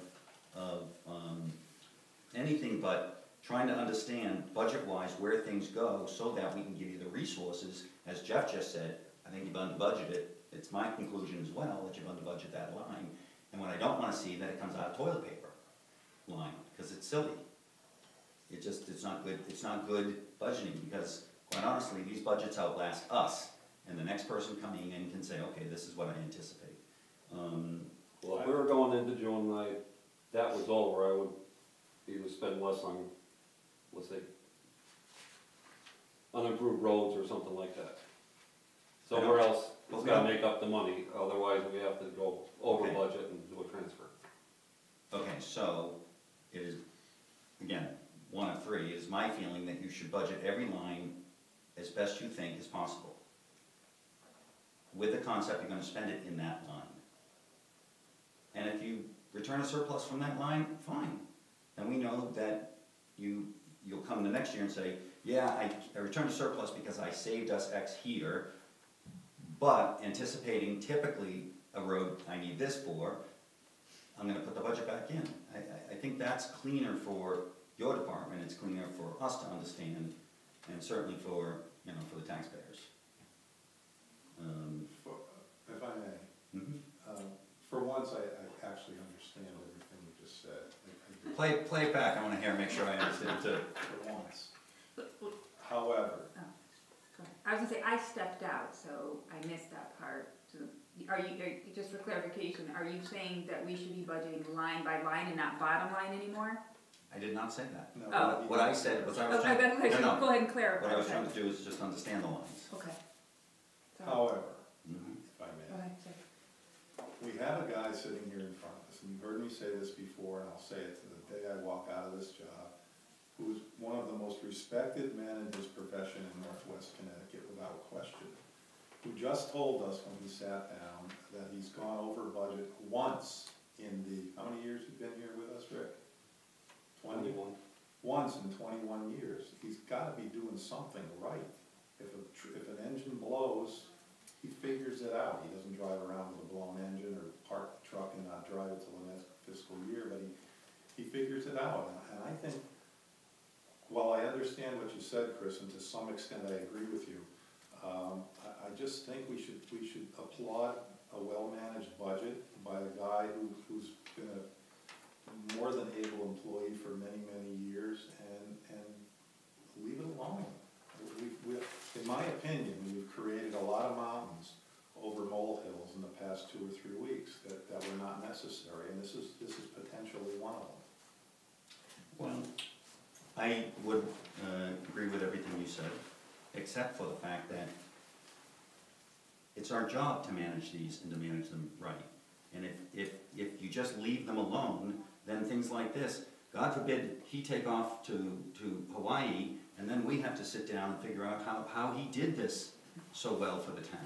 Well, you know, that's a good point, and probably a I valid won't have to point. worry about it, it's gonna be a hell of a storm and it won't be here. On someday, and I'm hoping I'm not here when it happens, it's gonna happen, and people will, I think a lot of people already do realize what a phenomenal job Rick does, but more people will realize it. I understand what you said. It's about It would management. be nice to be able to hand this over to a new person and have them just keep on. Let me ask you this, going. Rick, do is you still there. think your $60,000 for line 601 equipment repairs and maintenance, do you think that's a real number? Normally, would be. Normally, well. I mean, this year, because that engine, that's gonna be a, Okay, in 2016-17, it was 71, 17-18, it was 83. it would go back and pull out the Yeah, big ticket items that happened in those years. I mean, if you want a big number in there to cover everything, and It's then, not what we want, it's what you need. I think he submitted what he needs and what he wants. But he also told me if he Right. doesn't, if something comes up, he's gonna take it from another if we line. raise that up to 100,000 right now, would you expect the bottom line of the budget to go up, or for me to find 40,000 I don't within know. the budget to move. I don't know. If you say that your bottom line needs to go up $100,000, convince us why it needs to go up $100,000.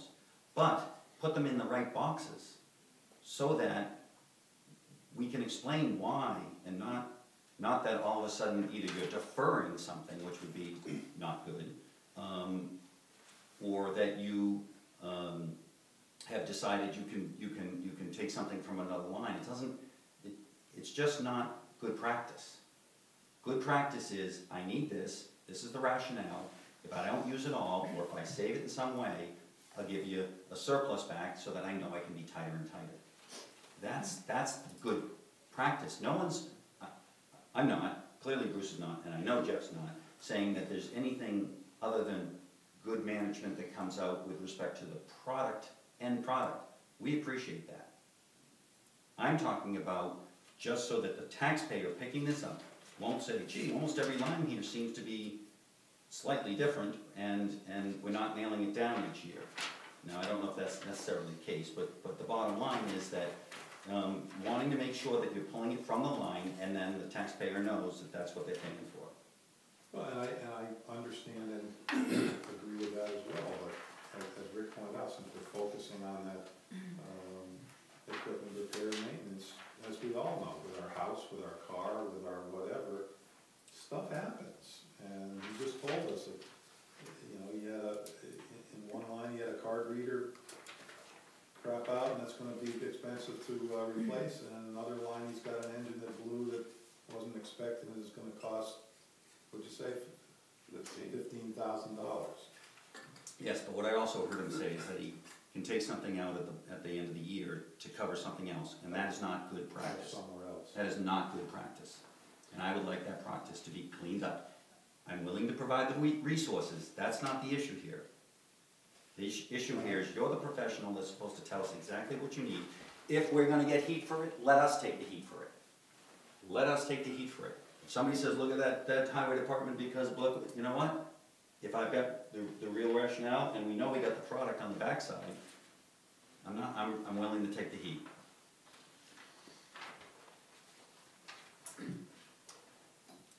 Yeah, I mean, to me, Bruce's recommendation that we try to keep our budgets flat is, the goal, but I think you certainly took that to heart. That's true. But if it takes more to run the town, we have to spend what's necessary. I mean, we can leave it at 60, it seems like it would be nice to end up, based on historical, these are events no one can predict, but there is a certain historical statistical predictability. Right. So it's probably gonna go over 60,000, and, maybe a bigger number should be put in there, but at this point, we've discussed it enough. If Rick wants to leave it at 60, we can leave it at 60. And we could say have the same discussion with salt and sand.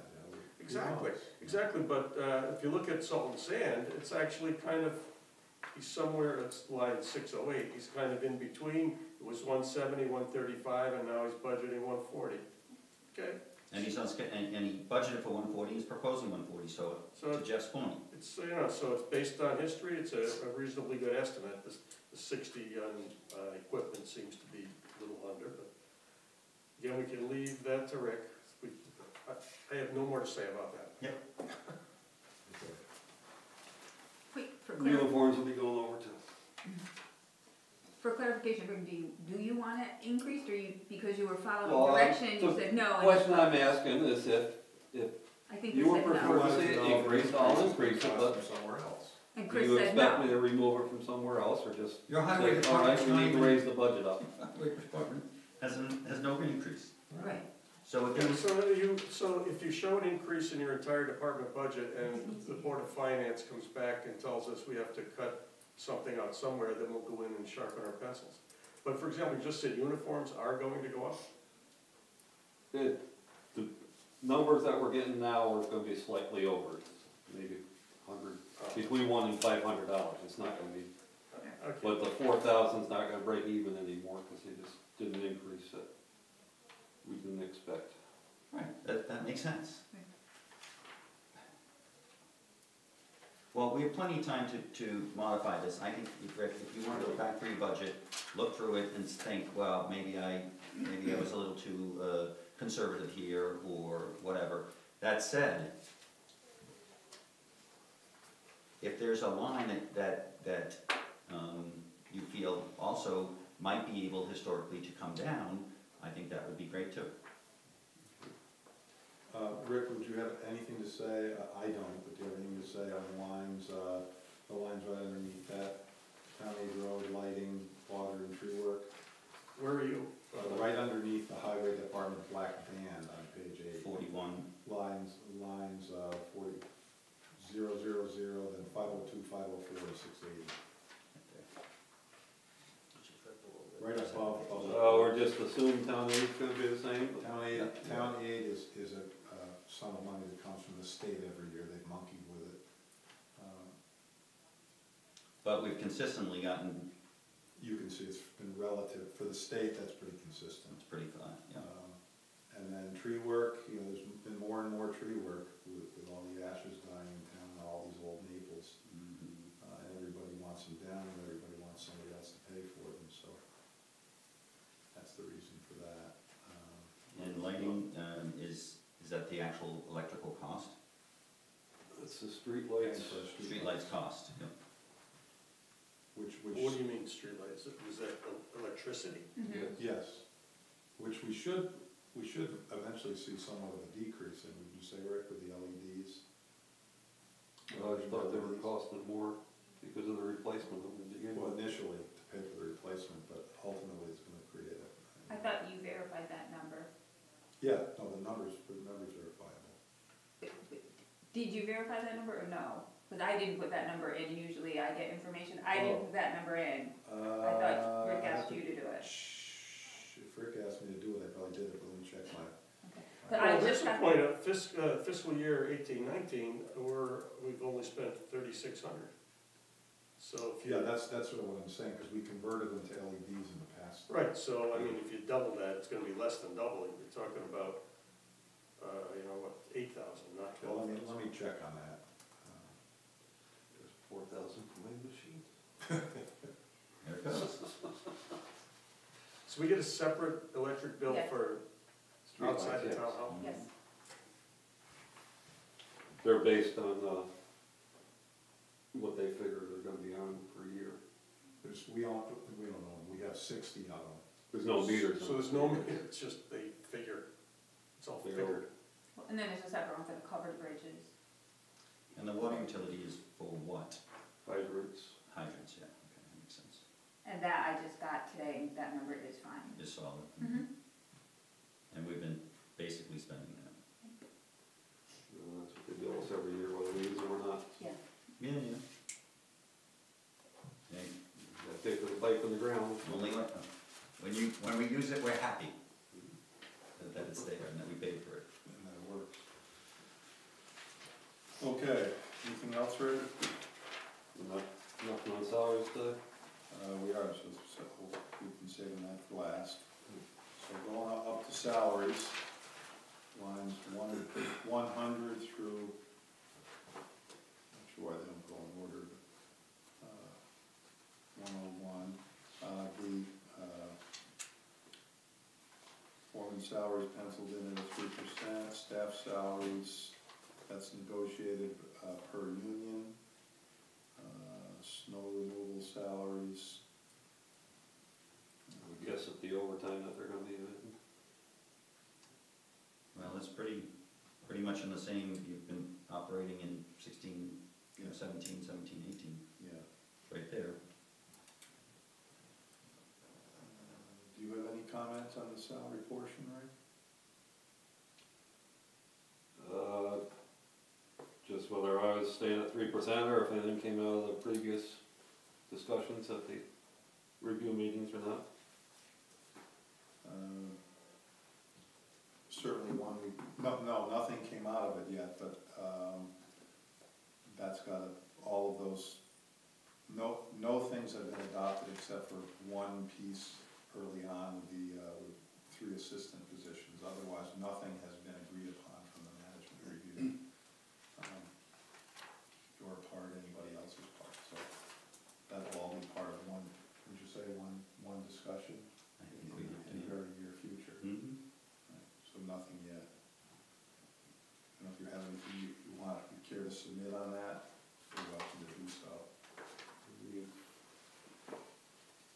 hours I've submitted before, so. Well, we had discussions at one point with respect to your time. What came out of management discussion, at least as a point of reference, was that, at least in his analysis, there are places where the actual head of the department spends more time in an office than in a truck. Right. Again, I'm not advocating any of this, I'm just bringing up the old information. Your desk work has become, obviously, increased over time. So I guess what would be interesting for me to hear is to, how do you rectify the additional, all that work you have to do, and can you still get it done in all the hours? Because clearly, I think the argument that was put forward at one point was that you were doing more hours than was anticipated when you originally struck the deal to go to salary in, if you will, overtime, I think, or whatever it was called. I can't remember exactly what it was called. Yes, that was brought to our attention last year at this time. We have not dealt with that. No. And we are still of the mindset that a salary is a salary. You know, some people work extra hours, some people don't. And the question I think that I may have posed last time was, well, if you didn't do the hours, what would happen? And I think if I recall correctly, the response was, I'll have to hire another guy. And again, based on this concept of as Jeff said, unleash yourself from the idea of being at a zero balance is, what is it going to take to run your department? And if it is, you know, something like that, we need to hear it. I mean, if I was expecting not to go out, let's say, any tree call at night, that's gonna involve calling two of the union guys to come in and go and see if it's actual, what it is.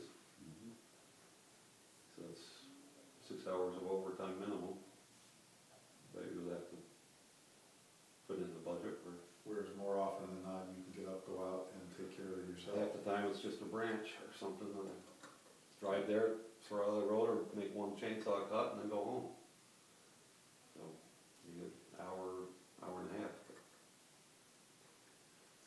You see, part of that's kind of this nebulous area that as a salaried employee, you're expected to do a little extra if the need arises.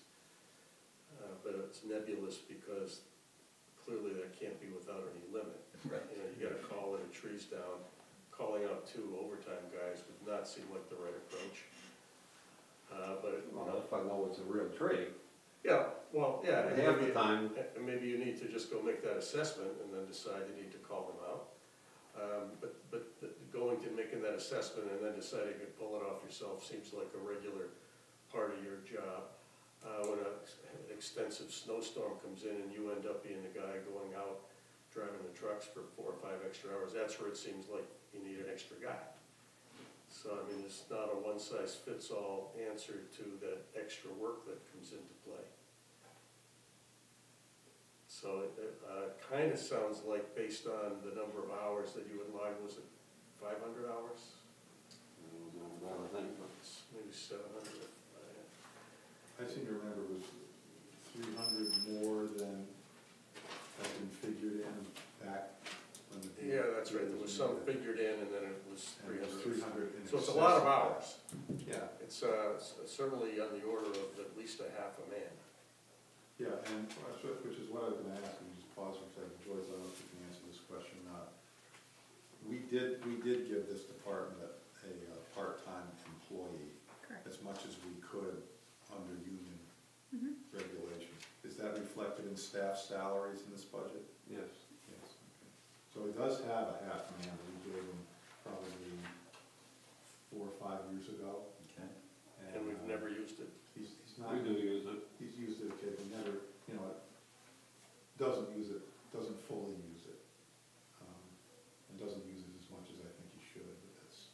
Well, that actually might be really kind of the answer to this whole discussion, because So that's in there. So it's in there. It's either So it's a under question staff of- salaries. Of you as his supervisor insisting that he uses half a man. Well, for his sake, not for anybody else. And No, the town- absolutely. The town gets great service out of him and his crew, but for his sake, use it.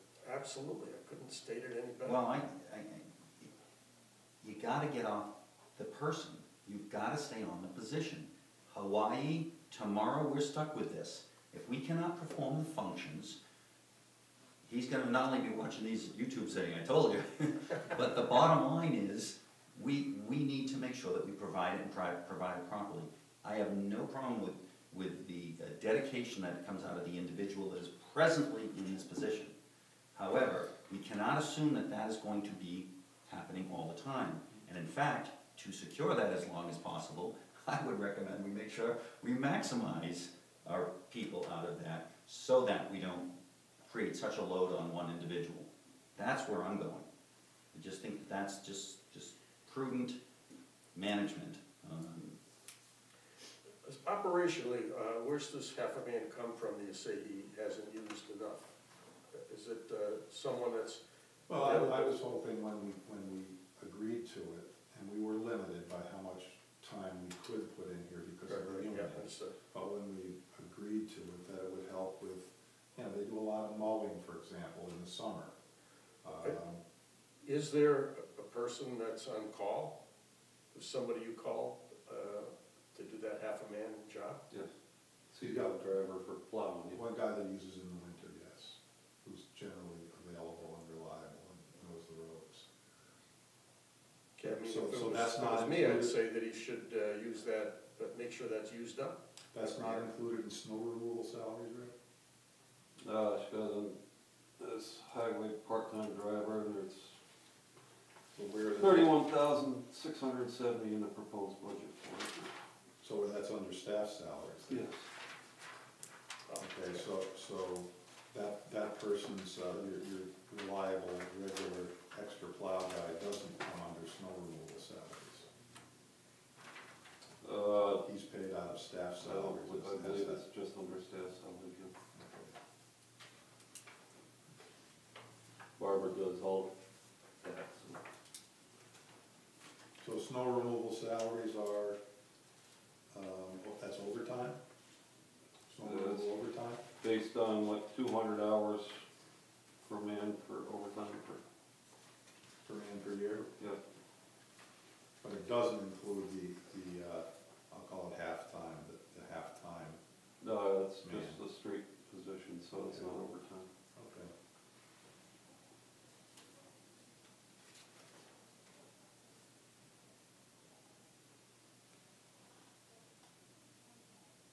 So just a little bit of history back to the time, and I don't know exactly how many years ago it was when we did create this halftime position. It was sort of a compromise because there was at the time a request for a full-time additional man. And at that time, the cost of that man, including health insurance and social security and everything that goes with it, was like $115,000. And it just seemed like so much, and so we compromised and did half. Are we getting the full benefit, do you think, out of our employees? How many we have? The full-time employees? Are we getting all the man hours we are getting out of them in the way that you want them to? 99% of the time, yes. I mean, again, just from an organizational and a process, your role is to help us understand that you've got this great unit that's working and doing great. And in doing so, we need to recognize not only them, but of course you, and the department. And I guess I don't really know many of them. I know one I think, yeah, I know Jerry a little bit, but my point is that, and I don't know if you can speak to knowing who our people are, but part of the question is, are we getting the best work out of it?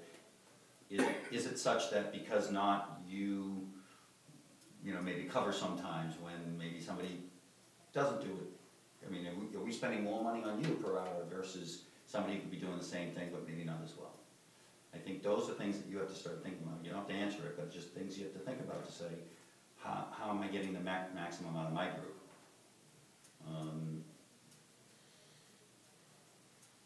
Because if compensation's happening, or bottom line budgeting is happening where, okay, at the end, all the hours are right, but somebody's unfairly getting worked too heavily, I think that you need to help us get there and understand it and make sure we get it right. Because on the face of it, you are the, and again, I don't, in this research that I did, I don't know how many people are in each town crew, but I'm assuming they gotta be pretty close to the same. But you are paid significantly higher than anybody else. Now, I'm not saying that that's wrong. I, again, would reiterate what Bruce said. But what it says, however, is, you know, we are getting great service and we are paying great money for it.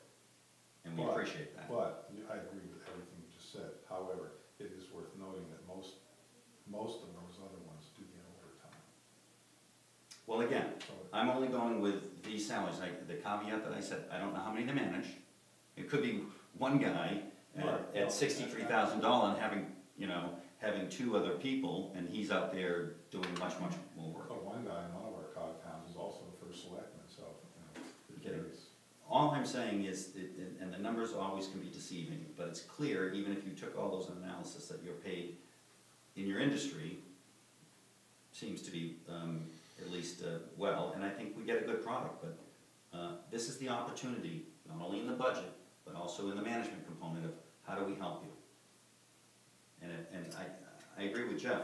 You wake up in the middle of the night and you come out and you see it's an assessment, you can't handle it, call those guys in and go back to bed. Because that's not your job. Your job is to make sure that it's done right and done by them. I know it's not in your nature. That's not his style. Look, I know it's not in your nature. That's what makes him special. Yeah, but it also means he's got that ticket to Hawaii sooner. And that's what So that's all I would like to throw in the mix. I don't know about the part about going back home after. One foreman in one of the COG towns, from what I understand, does do that. He has the same arrangement that Rick has in terms of overtime, so his salary is bumped up and so forth. He will on occasion call his men out, and they'll go out and he'll stay home. This man will never do that. I understand that and appreciate I that. did one morning last week. I understand that. I understand that and I appreciate it. Honestly, I do appreciate it and I get it. But it doesn't mean to say that the taxpayer has to pay for 3 people on the job. It just doesn't. Well, he's getting paid whether he's home in bed or whether he's out there working. No, that's the slight difference. If he's been in bed, he's not saying, look, I'm doing also way more overtime, because he's not doing way more overtime. Well, we're not, we have not agreed to compensate him for that way more overtime. I didn't say that, but that has been the argument, Oh, true. correct? The argument was, I'm doing more overtime. I asked the question, well, why the hell are you doing more overtime? The guy in Goshen, or wherever the hell he is, isn't doing it, so why the heck should we be doing it? And again, this is not being disparaged to the person, the individual. I think the town appreciates it. I know the town appreciates it. I think it really speaks to the position that we need to make clear going forward. Interesting. Write that down. I've understood more today than any meeting we've had in weeks. Especially lucid today. I must be. Lucid, yeah. Okay, Thank you, Rick. beat that horse to death. Now, the horse we can't beat to death is that. Thank you, Rick. Excellent, thanks. Patty. Go down and get it. You can tell who's what?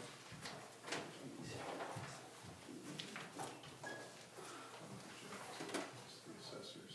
No way to get in the package? Good, I won't have to dig through that whole pile again, or whatever. Every person is digging through it. So this, the assessor, is this the end for today? It can be if you want, and the tax collector said she would fill in if we have space we want, but also wouldn't mind doing next Wednesday, so it doesn't matter.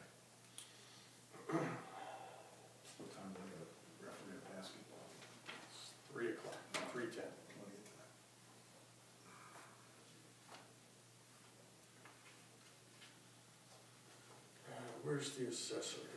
Oh, I think I have that in my notes.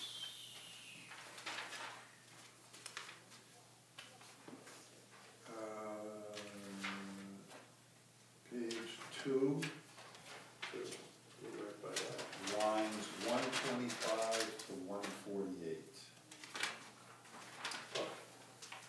These black lines are to see. They are. They really are, You need to be headers, not footers. I agree with you. It just drives me, I mean, I understand from a bottom line position, but I thought it from the day I first got here. no, I was sitting for the Accountants think differently. they do think differently.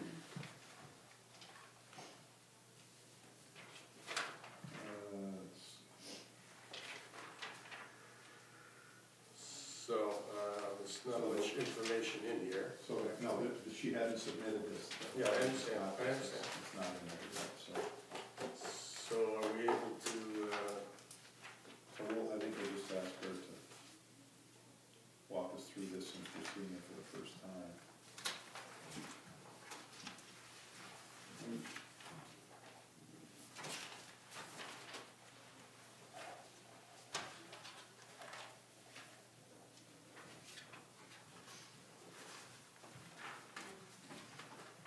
She is, hi Patty.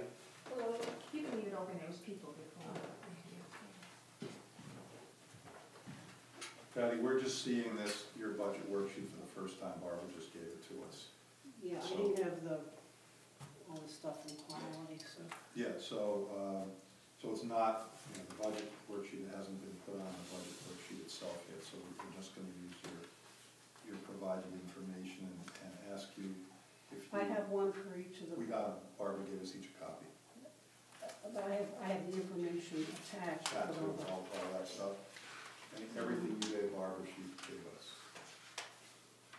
Stuff from Vision. Okay, you got that, Yep. okay. Well, we're just, I like I do- said, we've just seen it for the first time. I just put it together about 20 minutes ago, so yeah. Okay, so. I do have some attachments though for the board members, just about background, that Okay. they'll give you.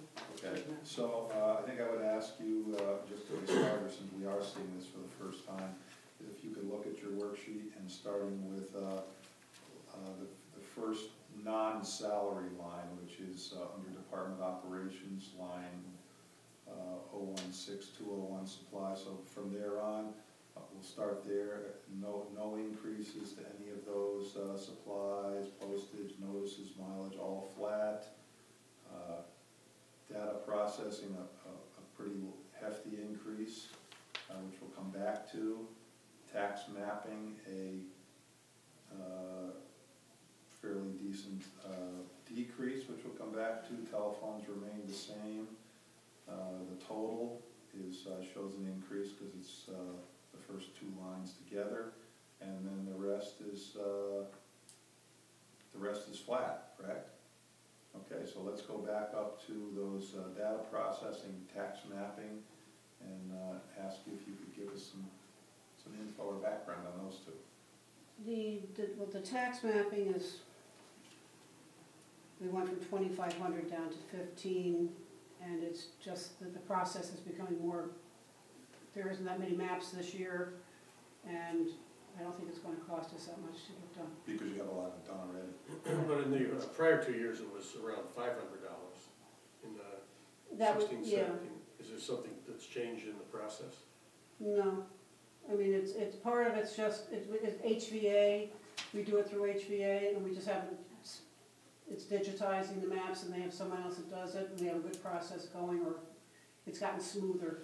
I think what Jeff's asking is a good one. In the budget. I don't have my prior budget, I'm Okay, sorry. in a budget document, in 16-17, we budgeted $480 for tax mapping, and in 17-18, we budgeted $560 for mapping. Sure, you explained this last year. This year, we're up to $2,500. So I think that's what Jeff is asking. Yeah, now you're I'm bringing sure it back down, but I mean, I'm there's sure you something must have changed in the explained that process. last year while we I were think up. a lot of it depends upon how many parcels we're working on. Some of them are, some years we have a lot, some years we don't have a lot of splits because of the amount of surveys that are filed. I don't have I have last year was 2,500.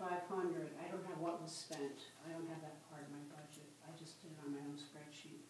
You have Okay, that. so that's just sort of a guess based on your intuition. Yeah. I mean, Yeah, going up from 500 to 2,500 had to be an expectation that there was a lot coming down the pipe. And now you're saying it probably is not gonna be that much going forward. We gave the money back, I mean, it wasn't that we, Right. Oh, no, I yeah, understand. yeah. You never know, it's a guess, it's an educated guess to the best of our ability. Now, I went further and said it was intuition, which is far more complimentary. That's fine, Take whatever, I'll take it. it, whatever you wanna get, I'll take it, I'll take it. okay, so the big one is data processing and the explanation that you provide, and you'll have to translate for us. Vision Yeah, software upgrades, Vision website, static file quality 5400 estimated figs, none of this makes any sense, so you need to, Well, every year we have the breakout right? from the different vendors that we utilize. Vision, we've only had one user, so that it's always sort of been awkward.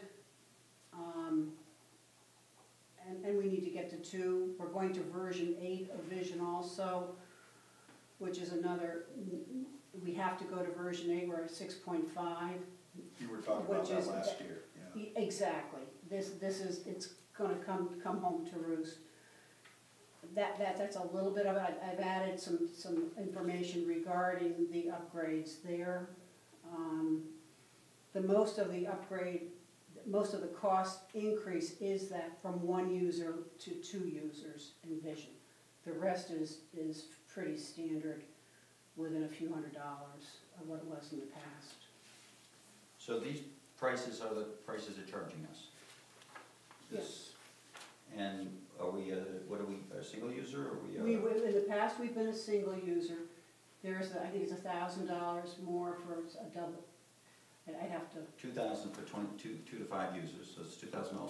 $2,000 difference. yeah, Right, so, that's it. okay, I'm just trying to understand, so 2,000, so it's $6,000, and why are we going from 1 user single, from single So I to have 2? 2 people with 2 screens, two, So you have 2 employees, I got it, yeah, okay, good, yeah. got it, It okay. got to be, All right, I got it, Yeah. yeah, that makes sense. Okay, and then, but where's the jump go to 14? Is that just because, that's the difference? The From, difference is 2327, and the difference here is,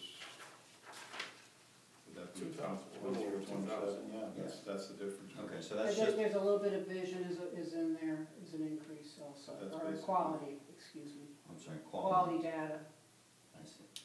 Okay, So this is a computer system that the state requires we use? We're required to have, this company is approved by the state for the towns to use. And we went out, It's one of the companies that are. we went out for bid for this. Yes, for the revamp. Oh, years ago A we few went out. years ago, yeah. So this is one of a number of such companies Vendors. available, vendors available, yes, approved vendors available. correct. And these pricing points are, I'm assuming are right around the same range with other vendors? Yeah, I think Vision and Quality do like 120 of the Of the 169. 160, yeah. So, yeah. And when you went out to bid, I remember you got one from far, far away, and there are lots of companies that do this, but these are the 2. There are, yes, but there are other companies that do this, but these are the 2 primary that work in Connecticut, Correct. Quality and Vision. Yep. Yes. One is an administrative system which works through and coordinates what's in our valuation system so that we can come out with a bill at the end for the tax collector side.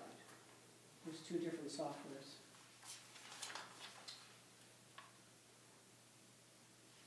The other thing that I do have a question about, if you don't, based on, I don't think there's any, that's it, is, Yeah.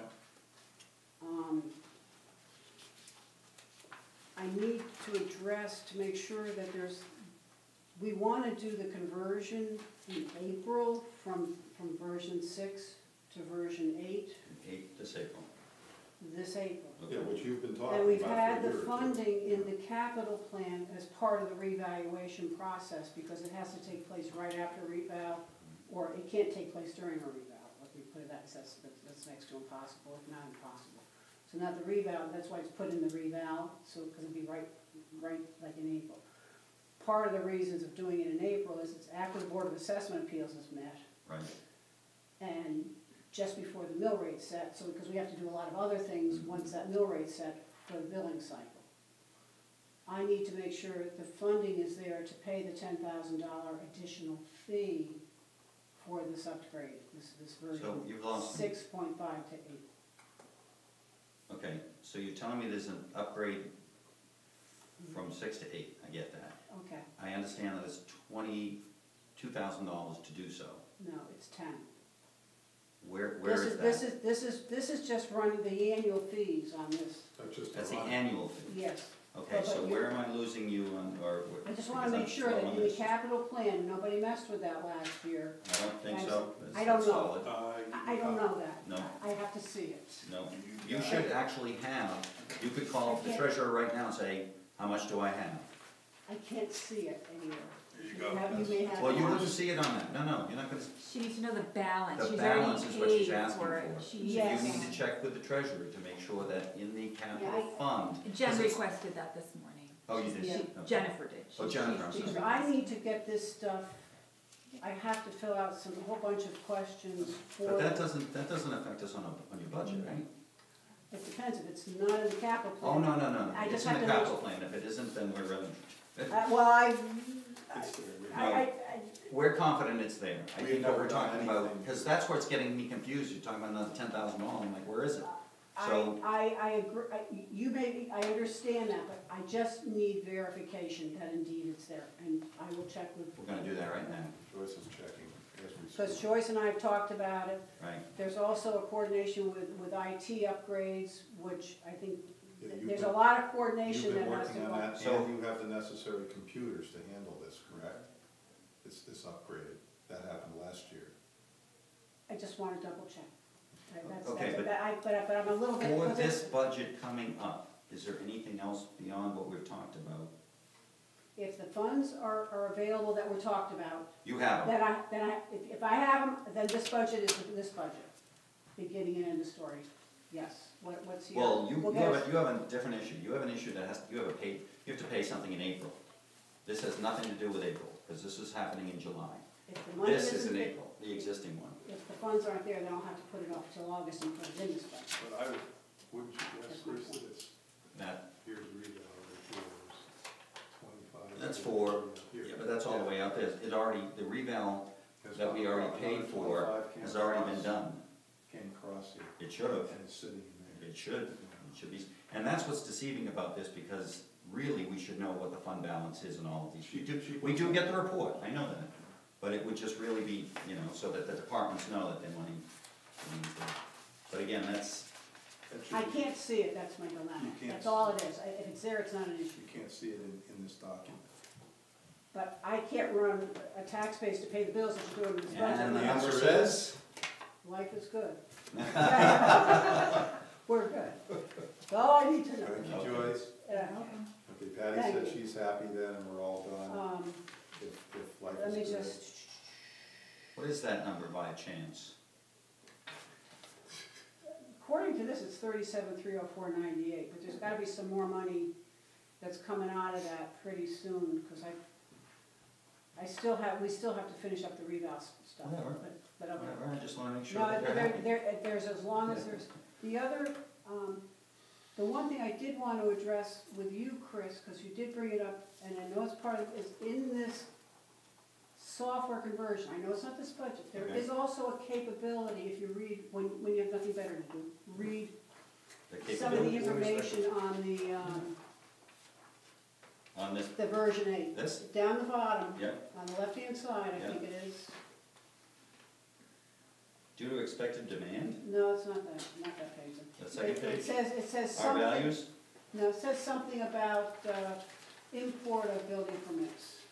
oh, my favorite. Yeah, you had brought that up at one point, Yeah. and there is, this will allow more. I'll be looking forward Yeah, that- to seeing that. Okay. That'd be great. It's there somewhere. Look at that, thank you. Long time coming for you, Yeah. for everybody. Well, this whole version change is gonna be interesting, so Is there how's it gonna interact with the other departments? Is it gonna be a learning curve for the building department as well? not at this point, but there is the ability to tie in to import other information, the permits. I have no idea how it works, I'm not gonna pretend I do, but the ability is done through this version 8 upgrade. That's all I'm just, So Which that wasn't, may the help. ability to do that was not part of the previous version then. That's my understanding, we never did it, and Right. because of that, and I'm not sure even, I don't think it was there. Okay. You have that paperwork, the only thing I have, and I've given, you a couple of years ago, Jeff, sort of an overview of the assessment process, about sort of what we do. And it's attached to these copies that I have, which is redundant except for those 2 pages of what you have. It might be helpful to revisit it if you have some time, and I'll just give you the what I have. All it is the number of permits we look at, the amount of, it's boring stuff, it's not, but it does, it kind of gives an idea of what we're up against sometimes, okay? Okay. Okay. The budget's pretty standard. It does say, Lord. it does say in this letter, Mhm. it's dated June of 2017, that we will be conducting Vision 8 webinars, demos, and user groups throughout 2017. Would I be correct that they're gonna be, they'll offer you and your Oh, God, department yes. the same Yeah, thing? I've taken, was it last fall? No, it was late summer, I went to just an overview of it, and then there will be other things. Okay, just so you have help Oh, yeah, they're gonna. implementing, okay, fine. Um, Very good, Okay? Thank you, Pat. thank you for your Thank time. you. Just, I do, these are, the ones with Board of Selectmen on, or for you, but it just says like how many permits, this was done 17 when you were new on the board. I'll give you,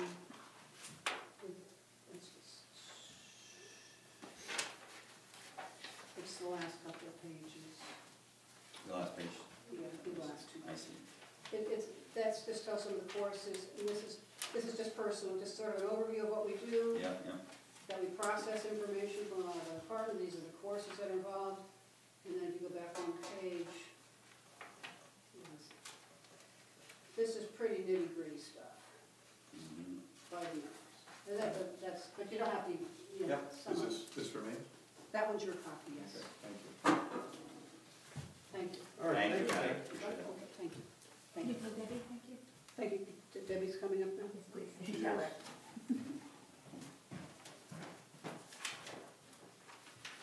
Page are we? Tax collector is, I'm anticipating her, so I'm gonna have it written down, Page 3. page 3. She's got- Starting line 150. Top of page 3, good, how convenient. Okay. And we don't have her documentation, she said she would hope to have it if we meet her today.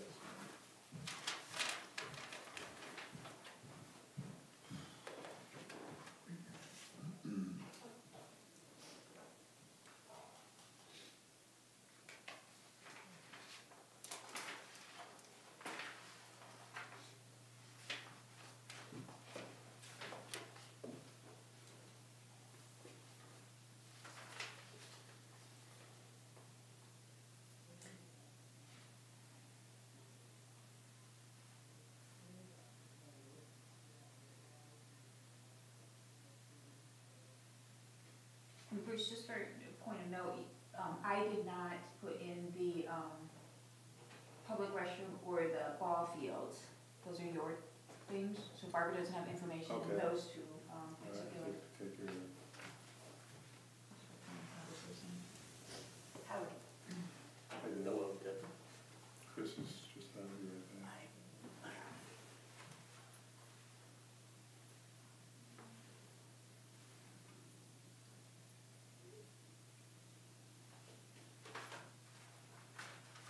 Do you have anything for us, or still working on it? Oh, I'm sorry, Barbara didn't give you a copy? She did not, she gave us Patty's, but I don't know if probably doesn't, okay. Do you make copies of it? Please, Do you have any supporting documentation about them now? it's, do Just you your want the signature. budget letters from Quality? We got them from Patty, you might as well. Thank you. Are they the same thing? No, no, So- we, I have no idea what hers are. Mine, I was very surprised, I think it went up $10 or something. Given the postage increase, I thought it was gonna be more. Okay, Hello, we're just waiting, Joyce is making some She comments. said so. This will be our last one today, just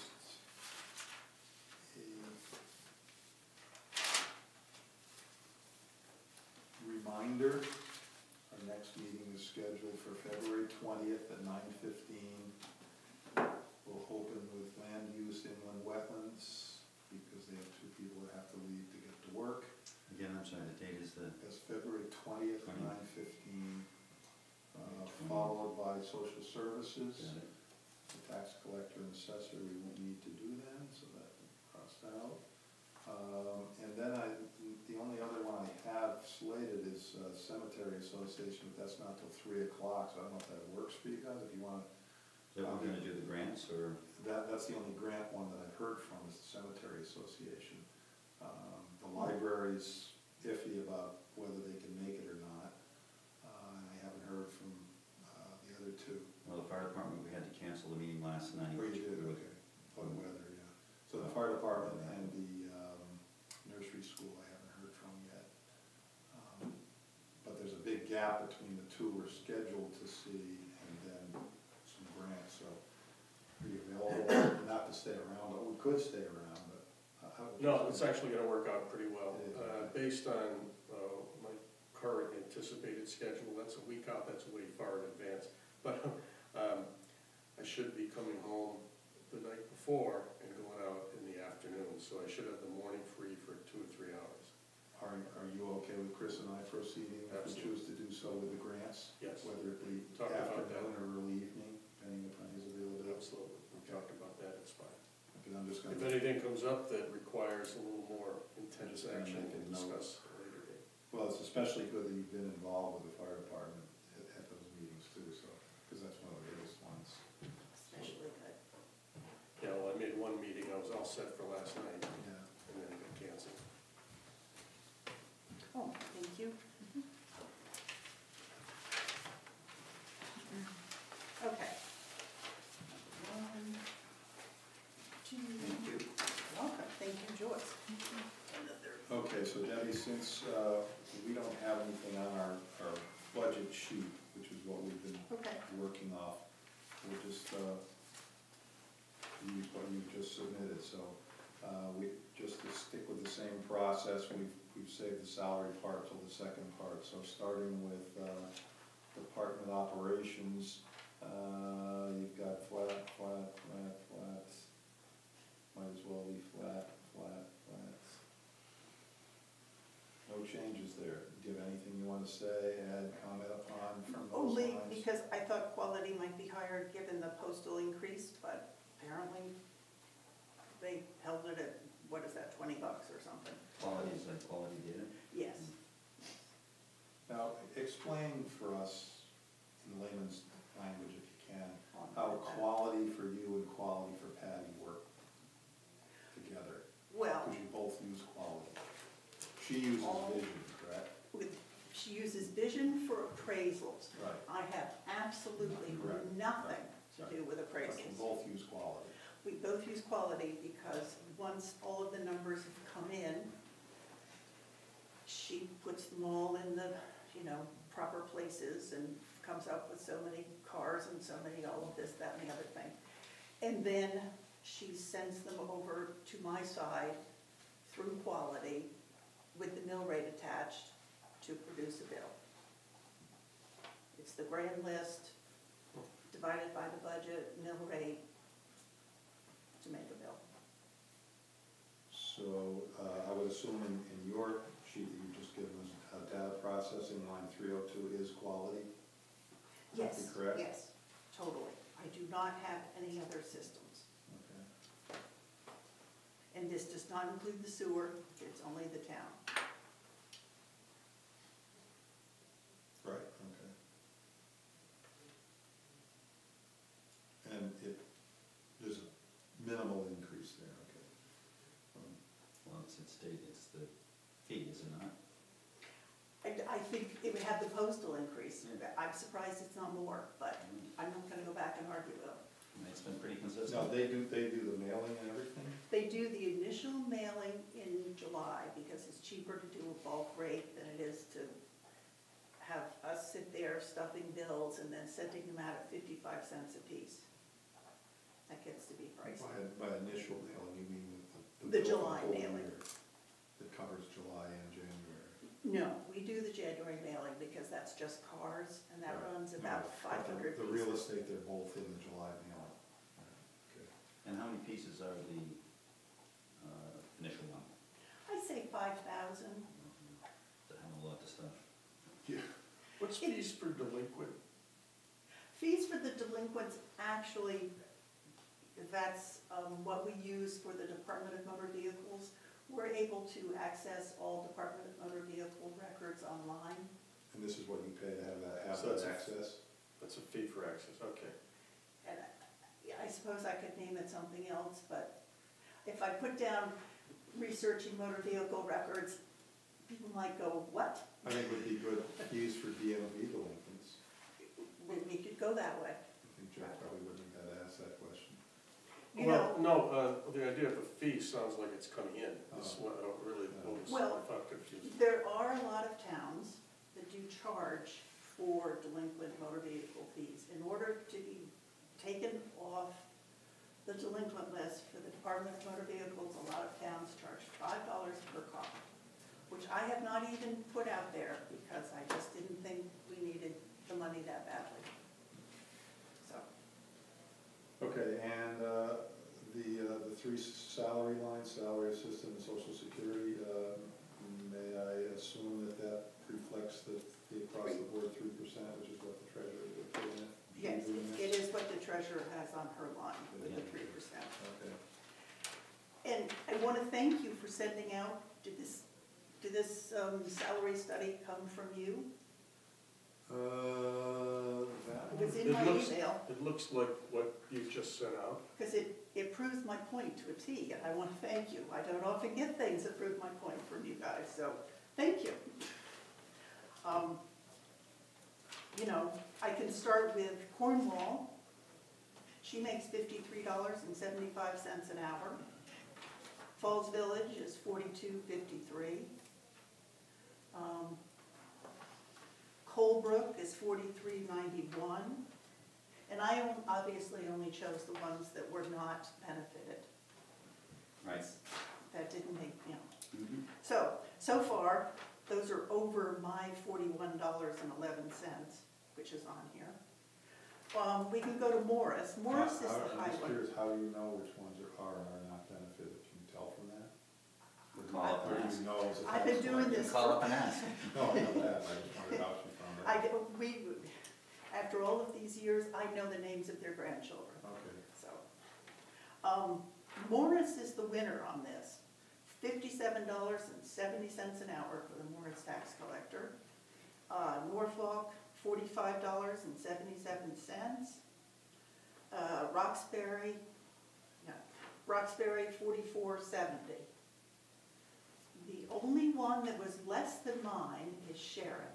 She was $31.47. So I do thank you for that. Well, can I see that? Sure. All this writing is yours. Yeah, I took my magic formula. Mhm. I looked at the number of hours they work per week, stated on there, multiplied times 52, divided it into the dollar amount that's on there to get an hourly rate. That's my magic formula. So, Is that the COG survey, the 2018? It is, but I'm not sure I didn't send it to you, so I'm not sure Oh. who sent it to you, but congratulations. did it come from Barbara? Didn't everybody get one? I'm the only one who got one? Barbara sent a version out and indicated there was a new town added, and I, No, that was sent by the COG. This is Municipal Northwest Hills Council of That's Government. it, that's a cog. I'm the president. Thank you. I Proves my didn't say point. it to you, Proves my point. but it is the cogs. Okay, so any questions on that? But you're not asking for a raise. No, I'm asking for 3%. Okay. Just so you know what I'm basing it on. How many hours did you use in your math for? I copied exactly Just what check is what the on hours here, multiplied times 52, divided into the Okay. salary on Yeah, here. so what does it show on that? $41.11. That's what you came out with, using how many hours per week? This is using, it's written on here, 18 hours a week. Because that's what was reported by Barbara to them. They don't gather that information, they get it from us. I'm not, it was sent to me and I used it. And it's the newest one. And I think it proves my point beyond a T. Which I'm is- not overpaid. Well, I don't think anybody's ever used that term. Okay, good. So, that's where we are. Thank you. Any questions? Hearing none. Super. Thank you very much. Thank you. Appreciate it. Bye.